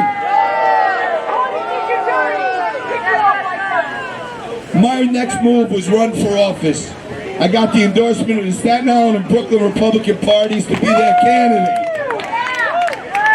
My friends in Queens, in Brooklyn, in Staten Island, all around this city, the bar and restaurant owners that I met through Danny and Keith, bars don't usually get involved in politics because you piss off half your customers. Almost every bar in Staten Island had my petitions in there and said, I don't give a shit, JT. You stood up for us. We're taking signatures. I needed 2,000. I needed 2,200 to qualify. I turned in 17,000 signatures, the most in New York City history for a Republican. And the Board of Elections said, no way, this is the rabble-rouser from Max. Mayor de Blasio appoints the head of the Board of Elections. He says, that's the guy who's been calling me a gangster and a mobster and every other name in the book. And they shafted me. They said 108 of my signatures were invalid out of 17,000 with a threshold of 2,000. They threw me off. Many people helped me get back on as an independent and a libertarian. So I'm back in the race. We beat them once. And we beat them every time over at Max. Last week, I went... I thought you was going to come out with the broom. You got the cane, Kara? Okay. Last week, my dear friend, my political mentor, Vito Vasella, former congressman from Staten Island, is running for Staten Island Borough President in a very tight race. 150 votes separates the two candidates, and they're counting 350 absentee ballots inside the Board of Elections. So Vito says, hey, if you got time, go down there, keep an eye, check it out, make sure that we're getting a square game down there. So I went down there as a representative of the campaign. When I walk in, I have to fill out a health survey. I got to answer 7 questions of all my HIPAA information. Have you had these symptoms? Have you been in contact with these symptoms? Do you know anyone who had COVID? Intrusive is not the word, but the genius one was, which should be number 1, are you vaccinated? Well, that's unconstitutional. I made my own personal choice to be vaccinated due to some health issues in my family. So I am vaccinated, okay? And it's my choice to be vaccinated. The rule in New York City is if you're vaccinated, you do not have to wear a mask indoors, period. Stop. Nothing else. The law in New York City and New York State, vaccinated, municipal building, no mask. Period. I walked in without the mask, because I'm vaccinated, yes. I walked in without the mask and I was immediately accosted by the Rhino Republican Commissioner. Mind you, the Republican Staten Island Committee endorsed me, and their commissioner meets me at the door screaming in my face, "Tobacco, you better not be here to cause a ruckus. You better put your mask on right now." I said, "Hey, man, good morning, first off, good to see you today, but I just filled out your silly little health survey out there, and it says, if vaccinated, mask optional. I'm opting out, I'm vaccinated. Here's my card, get out of my way." I go to walk, and then the Democrat commissioner comes flying up behind him like Scrappy-Doo. I don't know if you guys are old enough to remember the old cartoon Scrappy-Doo, but the other guy comes muscling up behind him, and they start to block my way, grab my arms, push me out. I step back, I said, "Listen guys, no good, don't touch me." Took out my phone. You're all on tape right now. I feel threatened. I'm not taping for any news media. I'm taping for my own protection right now. Do not expletive touch me, okay? They started to kind of come in on me again. I said, "Step back, call the NYPD. I want the cops here now." Not thinking that I would be the one that wound up in handcuffs. So, when all's said and done, 2 young men in NYPD uniforms come and respond to the call, where they got way better things to do than lock up a guy with no mask. One of the kids kind of knew me. He said, "Mr. Tobacco, we don't want to lock you up with no mask. Can you just go home today and we'll pick it up another day? We don't want to take you in." He was about 25, 26 years old. I said, "Listen, young man, I could easily walk out of here a free man. And I don't want to give you guys a hard time because my dad was on the job. And you probably don't want a bullshit collar like this. So we both on the same page, me and you.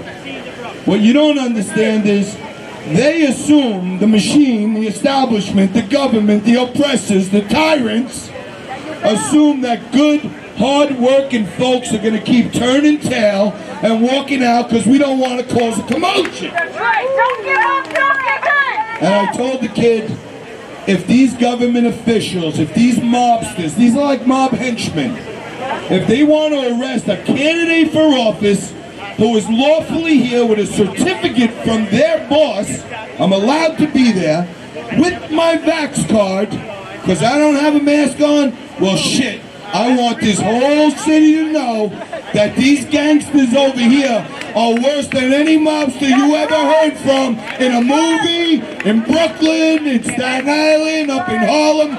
They're the worst. And what they do is they weaponize the police. They weaponize the police. Guess what I got arrested for? Disobeying the order of a government official. So the law is, if you're vaccinated, no mask. But this guy right here is going to supersede the Constitution, the state, and the city. And this little fat shithead right here is going to tell me I got to put on a mask to amuse him and his progressive friends. Not happening. The cop said, "Mr. T, why don't you just go?" I said, "I'm not going. I'm taking the things out of my pocket right now. I'm putting my hands behind my back and I'm going peacefully." And by now there's about 10 people taping, okay? I want all these people to share their videos and watch you 2 mutts put an innocent man in a pair of handcuffs because you can't handle me standing here watching a public recount. And that's exactly what happened. They locked me up. Now you would think if I went downstairs in the lobby and I looted the candy shop down there and ran out the front door, I probably would have got Met tickets. They probably would have gave me Met tickets to not do it again, right? I said to my attorney was there, he came to the scene for me. He said to the officer, he said, "You let looters and rioters get a ticket in the street to appear in court, you give them a summons. Can you just give this guy a summons? He didn't do anything wrong." She looked at him. nice enough seeming lady, Latino sergeant, you know, some brass on her sleeve, maybe a sergeant or not a lieutenant. She had a blue shirt on. She looked at my attorney, she said, "Not today, counselor, he's going." So they wanted to make sure that this loudmouth from Staten Island, who keeps being a thorn in their side, telling the truth about what a bunch of oppressors and tyrants they are, gangsters and mobsters of the real kind, they wanted me to go in the cooler for a few hours. They try to intimidate everybody. Never give up, never give in. I sat there in the holding like a moron, because I did it to myself, for 3 hours. Not a big deal.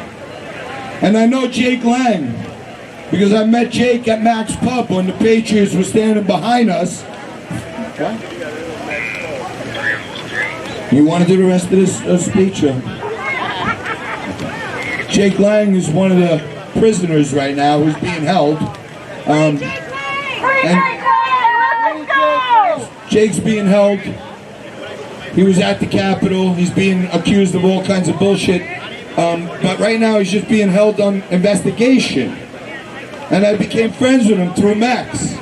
And one day he was telling me about this great innovation he had for a new social media app for Republicans. And I was like, yes, I'm in.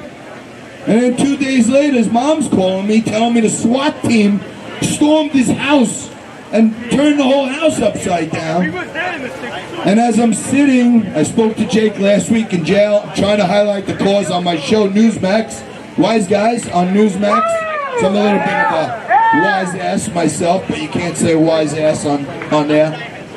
And I'm sitting there thinking, well, if I'm a member of the press, and I'm a candidate for office, and I can get put in cuffs and thrown in a holding cell for not wearing a mask and abiding by the law, imagine what these scumbags can do to regular people who don't have a platform, who aren't candidates. If we keep letting it happen, it's only going to get worse. I've cited it before, but you know, back in Germany they talked about, you know, first they came for the socialists, then they came for the trade unionists, then they came for my neighbor. When they came for me, there was no one to speak up for me. So we have to keep speaking up for the 50 guys in there and the innumerable people who are facing the same shit I faced under the cover of night. I got a platform. I can talk about it. I can yell about it. This has to stop. And when I hear Kara so passionate about this issue, and I'm sitting in jail myself for a few hours thinking about it, I'm thinking, I have a pretty good life. I'm upper middle class. My parents thankfully worked really hard to get me a college education and make sure that I stayed on the right side of the law. But these are people who are in jail right now, and they have no recourse whatsoever. So I started thinking, wow, if I'm going out of my mind sitting here for 3 hours, okay, I counted to 5,000 innumerable times just to try to keep myself occupied. And it's not that bad for 3 hours. But we have guys with detainees right now sitting in jail for 7 months with no charges, literal minimal charges. Let them go! Let them go! Let them go! Let them go! Let them go! Let them go! Let them go! Everybody's up here yelling and screaming and chanting and everything, and that's all good shit for a rally. But everybody's got to leave here with some seed in your brain that when I get back to my town, my community, my hood, I'm going to talk about this shit with them. And the next rally, I got to bring 5 people. See those bums over there? You know why they show up, those anti-fights? Because they know the cops are going to stand in between us. That's right. That's why. They're a bunch of, honestly, They're a bunch of pussycats. And they're all white liberals that come down here to make their mommies and daddies happy. They're from Westchester. They wouldn't know what to do if they got hit in the face with a right hook from a guy from Staten Island. Would not know what to do.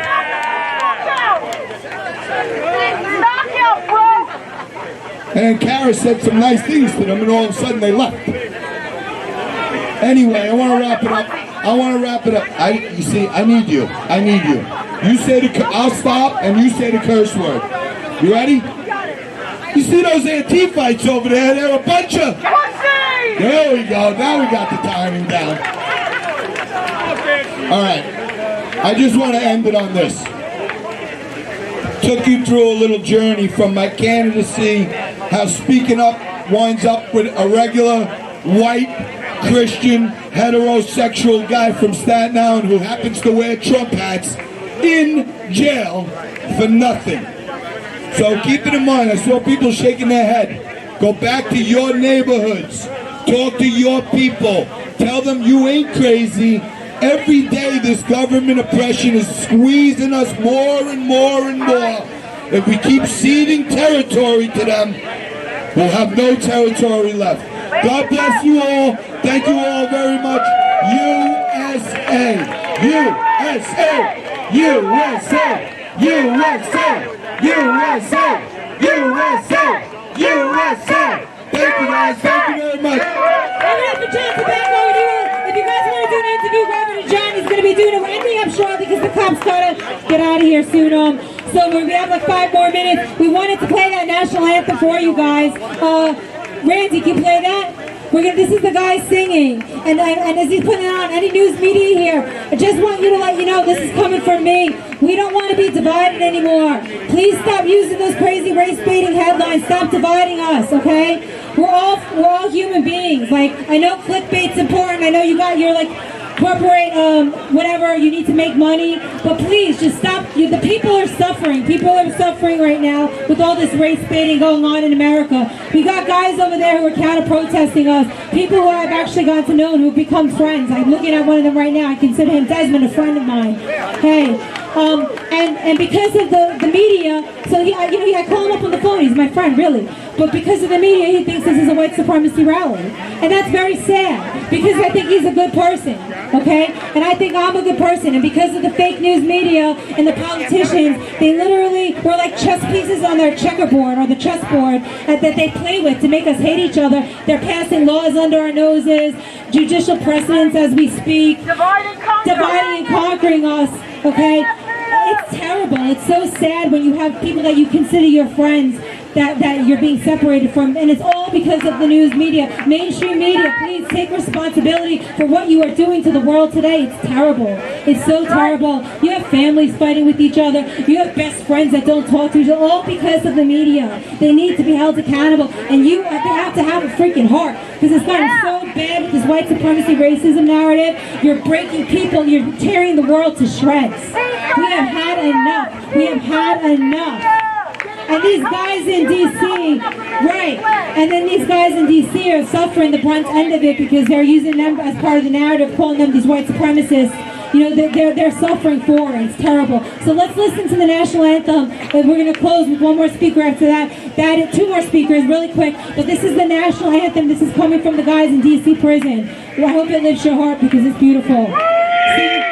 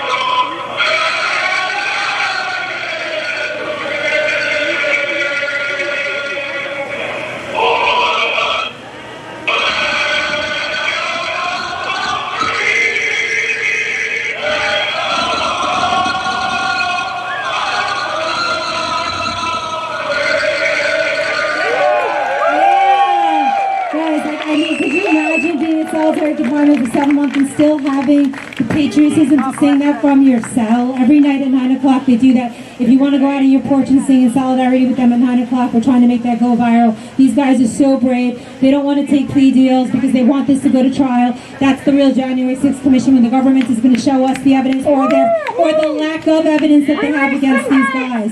Release the tapes, free political prisoners. We have two more quick speakers because we got to get out of here. Then if anyone wants to stick around for Newsmax, Chris Wright, our favorite New York conservative, a very good friend of mine. I adore him. He's just going to say a few words in solidarity with the political prisoners. Chris Wright being one of the only... We went to D.C. last week together, drove down to outside the prison to support the prisoners. Chris Wright was right there with me. He's a great guy, a great friend, a great patriot. Put your hands together for Chris Wright. What's going on, people? What's going on? I'm going to be keeping it very, very brief. As you guys know, I know a thing or two when it comes to political prisoners. There was an incident that happened here a couple years ago between Antifa and Antifa and the Proud Boys. They got an altercation in Manhattan. I recorded that fight. I shared it on Facebook Live, got banned for 30 days. BuzzFeed took my video, cut me out of it, and said white supremacist group attacks innocent anti-fascists in Manhattan. They cut me out, and this whole thing happened where these guys got charged 4 years apiece for the small altercation, and nobody got hurt in, nobody pressed charges, but Andrew Cuomo, mobster Cuomo, stepped in and pressed charges on the state level. He did that. Put these guys in prison 4 years apiece. I went on court on their behalf, because nobody's going to stand up for them. I say, look, if these are white supremacists, there's a black man coming to stand up for them. What's white supremacist about that? They fought for me that night. So I stood there for him. The fellow American got my back, I got your back.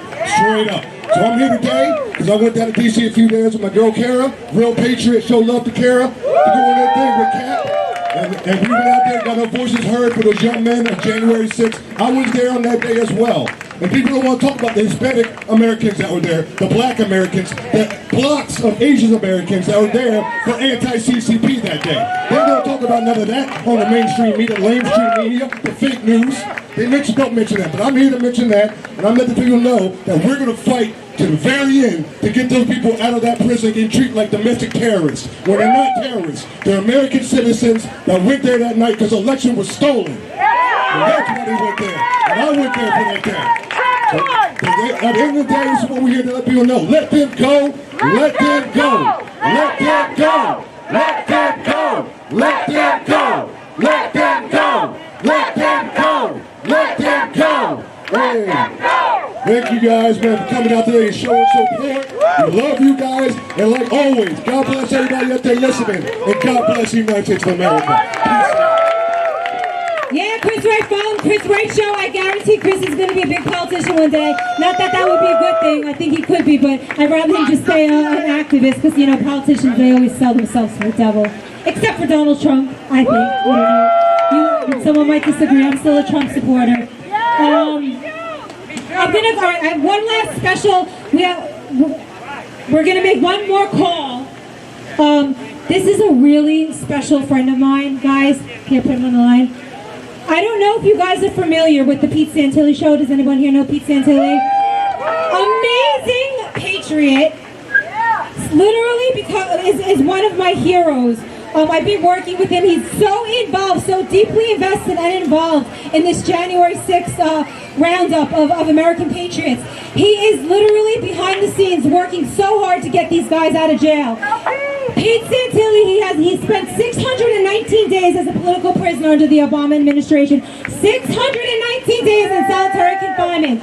You don't understand the mental strength that comes out of that. And he made that into a good thing by now fighting for the political prisoners from January 6th. He is behind the scenes trying to get them legal support. He's interviewing families and friends. He has started a support group to actually to help the families, so that all the families are on a support Zoom call. I've been on that Zoom call. They're beautiful people. Pete is a beautiful person, and I have him on the line. He wanted to address the crowd. You got to follow the Pete Santilli show. He's literally an American hero. Pete Santilli. Certainly not a hero. You are a hero, Kara. All of you patriots right now that are gathered together to bring a public awareness to the plight of these political prisoners. I'm certainly here to tell you, ladies and gentlemen, that I was held. I was a journalist. I'm a talk show host. But most importantly now, through my experience, I'm here to tell you, ladies and gentlemen, and not just our patriots that are gathered, but those that are across the street, that are with the BLM, with Black Lives Matter, those that are with Antifa, that are directing your energy towards us patriots. Let me tell you something. The reason why we have political prisoners in Washington, D.C. is because 1.5 million people, including myself, went to D.C. because we believed that the election was stolen. That's right. The electronic voting machine fraud took place on November 3rd. And now, since November 3rd, January 6th, we now realize that there's now forensic evidence that exists that our election was stolen. This is no longer about Trump, President Trump, ladies and gentlemen. This is now about anybody that you patriots want to go vote for, anyone that you Black Lives Matter protesters want to go vote for, any of those people that Antifa would want to vote for. But I will say this. I won 2 federal trials. And the reason why we won 2 federal trials is because of the support network that we have on the outside. We had a great group of patriots that knew that the FBI were the only ones that broke the law in Nevada, in Oregon. And that truth will come out about January 6th. We now know that people from Antifa, for instance, as a matter of fact, there's a question that's always asked by even President Trump and all the fake Republicans. Why is it that the right goes to jail and the left, they just go through the turnstile and come right out? Let me tell you why. Because, ladies and gentlemen, they use Antifa. You Antifa people, look to your left, look to your right. Half of you are on the payroll of the FBI. The reason why they let them out of jail and they go through the turnstiles and they get released in the streets, like what happened during the riots, even in Black Lives Matter ranks, they hold those charges over your head. And they say, if you work for us and you inform for us, we will pay you. If you go to D.C. and you mingle in the crowd and you provocateur, you won't get arrested. You work for us. You encourage other people to do what you do. Ladies and gentlemen, Antifa is the same thing as the provocateurs and the FBI informants that were involved in the Oregon protests that I was falsely indicted for. Black Lives Matter. If Black lives really do matter, ladies and gentlemen, we need to stand together and help the Black Lives Matter movement denounce Act Blue. If you go to their donate page, all of their donations go to a bunch of rich white people like George Soros and Joe Biden and Hillary Clinton. If Black Lives Matter, we'll come together and go to the Planned Parenthood and stop the 60 million babies from getting murdered. Ladies and gentlemen, let's join together. I want you to rise with me, every single one of you. Black Lives Matter, you patriots, Antifa, come together. Let's come together peacefully, non-violently, to denounce prisoner mistreatment and injustice in our federal judiciary. Let's denounce the FBI, the CIA, and DOJ corruption and election fraud. Let's denounce COVID tyranny and eugenics. As many as 50,000 people, Americans, have died from taking the COVID jab. Let's stop COVID tyranny. Let's end media and big tech cover-up of the election. As a matter of fact, you're doing interviews with Newsmax. Ask Newsmax why they settled with Dominion to cover up and apologize for their coverage of election fraud that we now know exists. Ask Newsmax that. It's only OANN. It's only a select few. Not even Fox will cover election fraud. You know what? There's a rigged federal judiciary, ladies and gentlemen. We must stand together and support these January 6th defendants with all of our might. Everyone come together. Let's all gather together. Stop BLM directing your energy at we patriots. We fight for your right to vote. Stop Antifa from directing your energy. Why? Because half of you are FBI informants, and we're going to expose you. I'm Pete Santilli. You can find me at petesantilli.mobi, and I'm not going to stop exposing the truth. Everyone, from a populist movement to a populist uprising, and I'm so glad to be part of it. Thank you. Thank you, Pete. Pete Santilli. Follow him. watch the show. It's incredible. Okay, guys, I'm taking a risk here on something. I'm going to let you know. I told them I'd wait to the end. First, I'm going to let this wonderful lady have a few words. I'm going to go over there and I'm going to talk to my friend Desmond from Black Lives. Just like Pete said, we need to bridge this freaking gap. I'm done already. I am done with fighting with Black Lives Matter. I'm done with the whole white supremacy that they're trying to divide us with. He has given me his word. He's going to say good things. I'm taking a risk here because that is me. That's who I am. I'm the type of person that reaches over to the other side. Okay? And I'll take the fall for it. If something goes wrong, it was me. It wasn't you guys. You know what I mean? If he starts saying some crazy stuff, I'm giving him a chance because that's how badly I want this BS to end with this divide, with the Black Lives Matter stuff, okay? Because we're not enemies. We're letting them distract and divide and conquer us. So I'm going to trust my friend. In the meantime, while I go speak to him, he'll be probably coming on. I'm going to let this lady say a few words with her translator. So I'll be right back, guys. Hello. Everybody. I say Chinese. He will be translated. With Joe Biden, Nancy Pelosi, 抑壓路cầu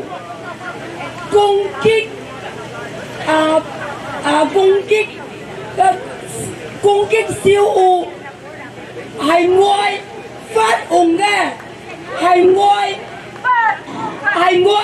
跨啲人攻擊各位。我說 January 6th is not me. I call the people and took the Capitol building. That's me. Fu Xiuqiang. That's me. Nancy Pelosi, Joe Biden. If one you come me. Come me. That's me. That's me. It is not the people. It is not the people. That's me. Nancy Pelosi.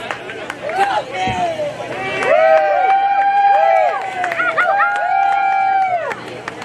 Okay, well, she said that she is one of them, in January 6th over there. So she said that just come and cuff me. Okay, so she's a real hero. Let's give her a round of applause for her. Okay, and I just for Kara's word, say a little bit about the Antifa thing. Okay, you know, the communists actually, the scheme they had to control people is dividing people.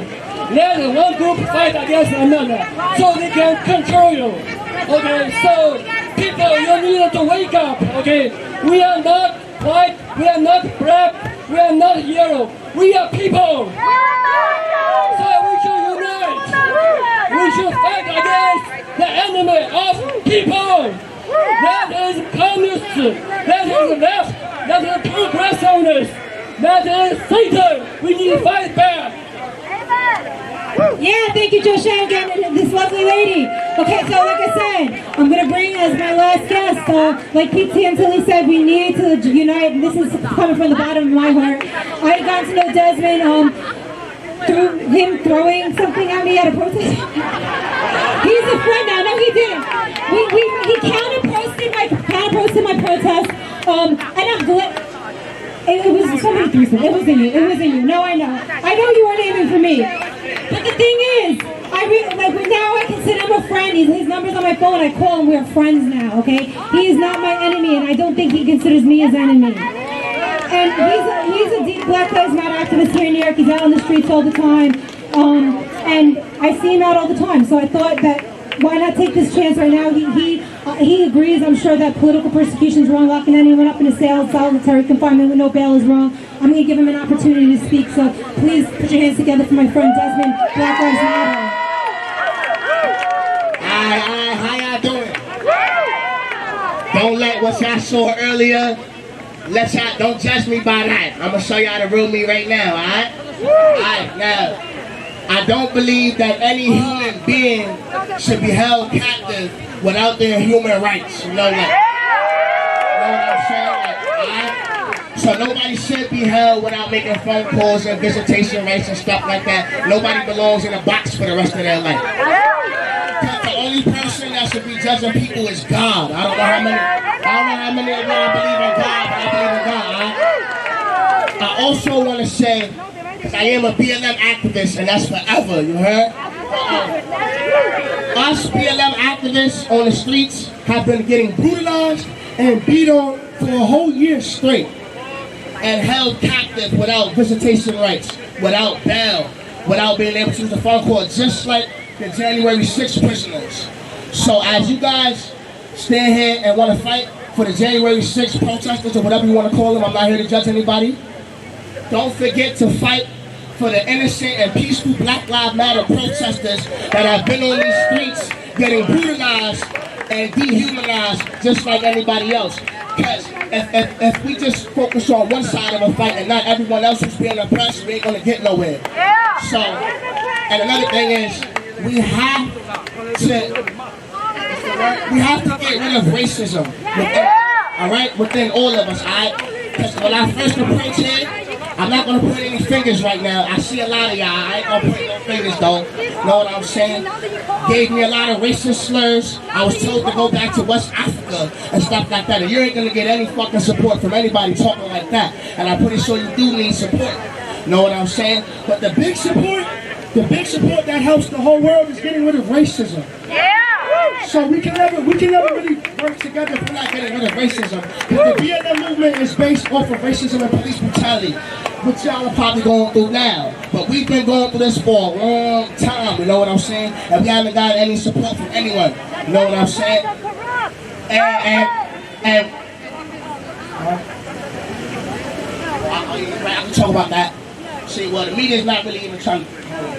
Hey, one more thing. Stop watching the news and getting your info from off social media. Come outside and see for yourself. All right? Let me tell you, I don't know. I'm not going to speak on y'all shit because I don't really know too much. But from my experience as a BLM activist, we're not burning buildings. We're not setting fires. All right? All right? I'm not going to speak on Antifa. I am not Antifa, so I'm not going to speak on that. But I do know, being a part of this BLM movement, we're not burning and looting anything. We're giving people education, giving homeless people homes, feeding people, you know what I'm saying, and teaching people. Because that's how you tackle crime. You know what I'm saying? Because that's why everybody feels like we need police. Another thing, we actually don't need more police to keep everybody safe, all right? What we need is more rehabilitation centers, more rehabs, more community centers, and we all need to push and fight back against the media for putting all these false agendas and narratives out here on everybody, right? But remember, nobody deserves to be locked up and held like an animal. Doesn't nobody deserve to be in a cage, alright? But let all people go, let all freedom fighters and all freedom activists go, alright? Yeah, alright, one more thing, check us out at Uptown Revolutionaries, PTP, Protect the People, and you will see real life community work, real life heroes, people feeding and protecting people. Know what I'm saying? Let's focus on uniting. That is a fact. Well, I don't want to consider myself an American, but I've done a lot of history. That's a fact. Look.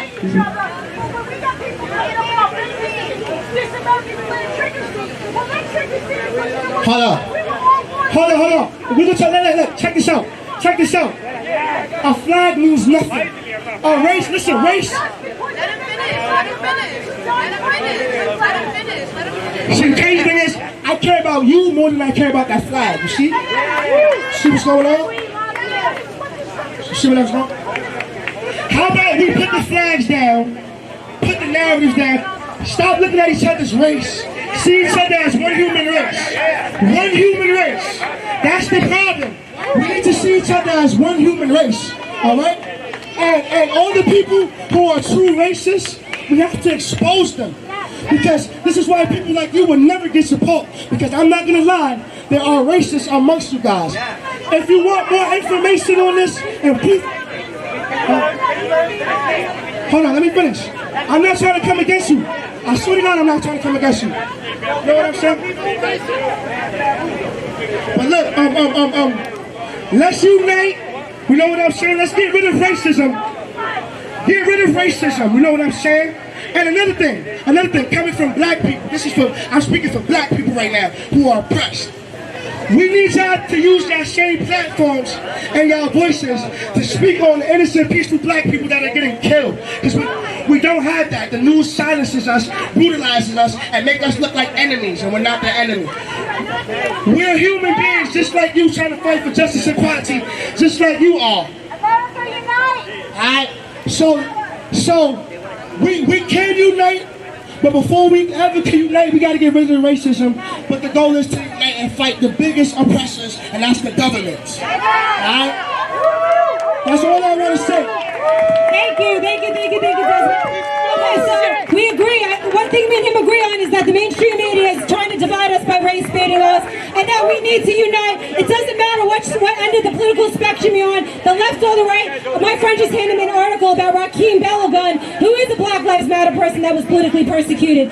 The pendulum swings. It can happen to anybody, okay? Right now they're persecuting people from January 6th. 2 years from now it could be Black Lives Matter. It's not good for either or. Derek wanted to say one last word listen guys, we gotta unite. I hope that you're happy with what Desmond said. Like I said, I think he has a good heart, he's a good friend, he's coming from the right place. We need to unite as a country. Stop letting the mainstream media divide us. Stop letting clickbait divide us. Speak out against mainstream and tell them to stop calling people white supremacists and dividing the races. Thank you, God bless America, thank you for watching everybody. The best way to kill the so-called racism is to never ever listen to a white liberal or a damn Democrat. America is not a racist country, but we have some prejudiced people in this damn country, and I happen to be one of them prejudiced ass people. There are a lot of people I don't damn like because of their actions. It has nothing to do with the color of your skin. That they are pit us against each other so they can bring communism here. Not socialism, but flat out communism. I want to thank the NYPD for protecting us today. I want to thank Des for coming up, making that speak today. We will meet with him later, and we will exchange ideas and things that we can do together as a people and take this country back. Thank you, everybody. Like I said, anybody that wants to be interviewed by Newsmax, come see me or John Tobacco. You'll definitely be on 10 o'clock on Saturday night. Thank you for coming. Please come to the next one. Make sure you tell 5 friends about it. Bring 5 friends. The next one's got to be bigger and better than ever before. Share our website, citizensapp.us. Thank you, everybody. Power to the people! Big round of applause for Carol.